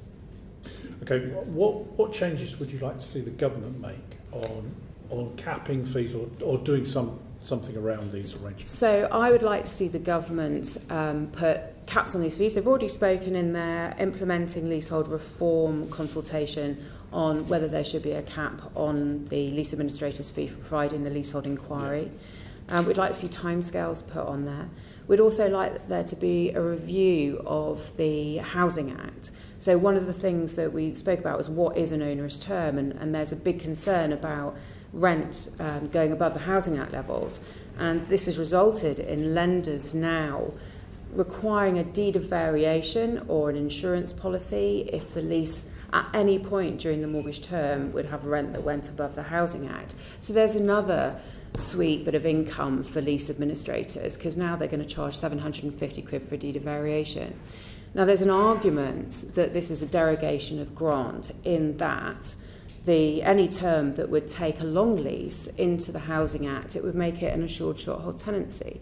So what we'd like to see is the government make good their promise to legislate to deal with the long lease element and say that any term that is in a lease that would take it above the £250 level would therefore be a derogation of grant, and as such would be struck from the lease. And that would solve an awful lot of those problems where we've got these doubling clauses, and it would overcome that concern about human rights to income and those sort of things if the government were to be asked to retrospectively banish ground rents. Plus, at the same time, for those reasonable rents that are out there, then it would allow those to continue. Okay. The final question from me is some of the people giving us evidence, leaseholders, have said that the sales of their potential properties, the sale of their leasehold, have been falling through as a result of advice given to the prospective buyers. Are conveyancers now warning people against buying leasehold properties? I think I've again asked all of my contacts about whether that is actually happening, and the feedback I was getting is it's happening far more in the south than it is the north. Now, I'm not really sure why that would be, but certainly we're told that leaseholders are much better informed now, not leaseholders, that when buyers are going to ask, they are much better informed. Conveyancers also obviously are more concerned about making sure that people are aware, because we understand that there's an awful lot of change coming around leasehold. And as I said before, the lenders in their handbooks are changing what they will accept. Now, we are conveyancers, we're not valuers, so we don't necessarily know how you would value a ground rent. But so you're thinking the lenders are looking at this and saying, oof, avoid this. So we're not going to give you a loan to buy the property. Well, there are lenders in their handbook they set out what they will and will not accept. Sure. So, for example, there's several lenders that will now say that if the term of if the amount of rent goes up above the Housing Act level, then you have to have a deed of variation or indemnity insurance. And they've only started doing that in the last 6 months. So for all of the people who have rent that's set at, say, £500, they now would have to do a deed of variation or pay for this insurance. But the conveyancer wasn't able to say that that was going to happen 3 years ago. So that's the problem. You can't see into the future. So I think a lot of conveyancers would automatically say to people, you have to be aware with leasehold that you're going to have to pay service charges and you're going to have to pay ground rents, and your ground rent would double. And one thing as a trainer I would always train conveyancers would be that if there's a ground rent clause in there, you run the ground rent clause and see where it ends up in, say, 50 or 100 years' time. And if it looks dodgy, you make sure you tell your client. I think we're all going to be much more careful to do that now, for obvious reasons. Mr. Simmons, any comments on that? Yes, I just was reflecting that, on the one hand, there's evidence that increasingly conveyancers aren't telling people about clauses and clients are getting into buying things. And on the other hand, there's evidence that actually more people are pulling out, which would tend to indicate that the lawyers are advising them that the terms are maybe not as good as they could be. The clear concern here, I think the connection I'm making is people buying it the second or third time are being advised. The people that are buying the first time from the developers are not. And that's the clear concern. No. Absolutely, and I think, so it's just perhaps to repeat what I said previously, I personally think from experience it's perhaps slightly less about not being told, but about a much greater degree of inequality in the bargaining position, that you are presented with a fait accompli, and you tell the client, but the client wants to buy it for those psychological reasons and doesn't want to think, particularly first-time buyers who don't think, well, I might be here in a few years' time. So I think that's quite complicated. I just perhaps add on to the point that Beth was making about the mortgage lenders. I mean, following the mortgage market review and lots of other reasons, mortgage lenders are much more, and rightly, worried about their about the strength of the covenant and whether the property is worth what they're lending on it, and particularly as I think percentages of loan to value have been creeping up again. So lenders will naturally be more aware about the amount they're lending and the risks of leasehold, and they're more sophisticated. Obviously, lenders are more sophisticated, so they don't want to lend money where there may be some risks, so they will simply decline to do that, and that will have a knock-on effect in the market. So all these things are interrelated. And one can have a client, I recall from practice, a client who had 50% loan to value, who could buy without any difficulty, was selling then to someone who had a 95% mortgage, whose lender then wouldn't lend them the money. And there was nothing wrong with the property, but the new lender of the new buyer, because they had a higher percentage, maybe a first-time buyer, did not have the flexibility, and that affected their ability to make an offer. And that's something you simply can't know when you're advising someone when they're buying what will happen when they sell.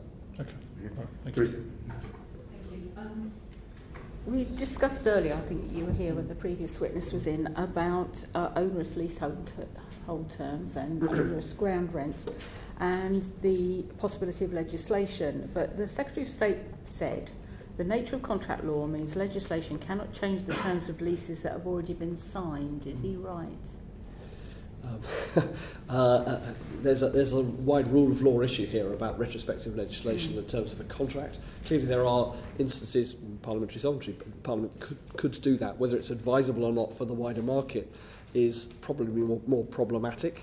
There may be ways in which, and if one is referring to the developers who are encouraged to give deeds of variation on previous leases, that the government can incentivise them to do that. For example, where those lenders, and I think the previous evidence of the previous speaker, where the developer is receiving money under the Help to Buy scheme and so on, that they are clear that they're not going to get that cash or can't participate unless they right previous wrongs. There may be ways in which the government can do that by planning in Section 106 agreement, for example. I'm speculating, but there may be ways in which the government can amend the market to ensure that developers who want to develop actually put right things that were done wrong previously. So soft power, perhaps, rather than legislative change to undo existing contracts, which may fall foul of that Human Rights Act Section 1 about not taking away people's value in property. Possible. What would you say were the risks of introducing legislation that's retrospective in that way? I think there's wider rule of law risks about unintended consequence, that you cause these instability in the market where the government can effectively undo a contract on which a free market bargain has been made between buyer and seller. So you think you could you're talking about the value of properties. Yeah. If somebody buys something for something, but then it could be relatively changed, it could crash the market. Certainty in the market is certainty in law is a fundamental of the rule of law. That there is unusual in this day and age. Yeah, well, absolutely. Today. But that's a fundamental. So I think in terms of a specific, if one is looking at a very specific problem that's occurred that one is looking at, that's easier than a wider idea that Parliament will simply legislate to change a whole raft of different bargains between buyers and sellers. So, for example, a buyer might say, well, instead of paying £100,000 and having £100 a year ground rent, I'll pay £500 a year ground rent, but I will only pay £90,000 for the property in that open market bargain. If Parliament were then to legislate that the maximum ground rent should be £100, then that would be problematic in those circumstances. So I think it's quite a difficult argument to run. Beth? Wow. I'm a bit more gung-ho than Jonathan. But I would say that the Scottish Long Leases Act did something around reducing the rents, but I will, and I'm sure Jonathan will say, very few leases in Scotland. Australia, they did it, but the government did have to compensate. So I do think there are wider unintended consequences. So you would have to be careful. I do like the argument for the doctrine of non-derogation of grant, because that means you're not legislating to scrap ground rents, you're legislating to right what is essentially a wrong in that there has been a derogation of grant if you're turning a long lease into an assured short-hold tenancy. Now, I have to say, this hasn't been proved in a court of law, and we'd hope to see a test case, but that would seem to be a nice way of doing it, if that's the right word, which would only penalise those people who have gone beyond what is reasonable. Okay. Thank you. Thank you both very much for coming to give evidence to the committee this afternoon. Thank you. Order. That brings us to the end of our public proceedings for today.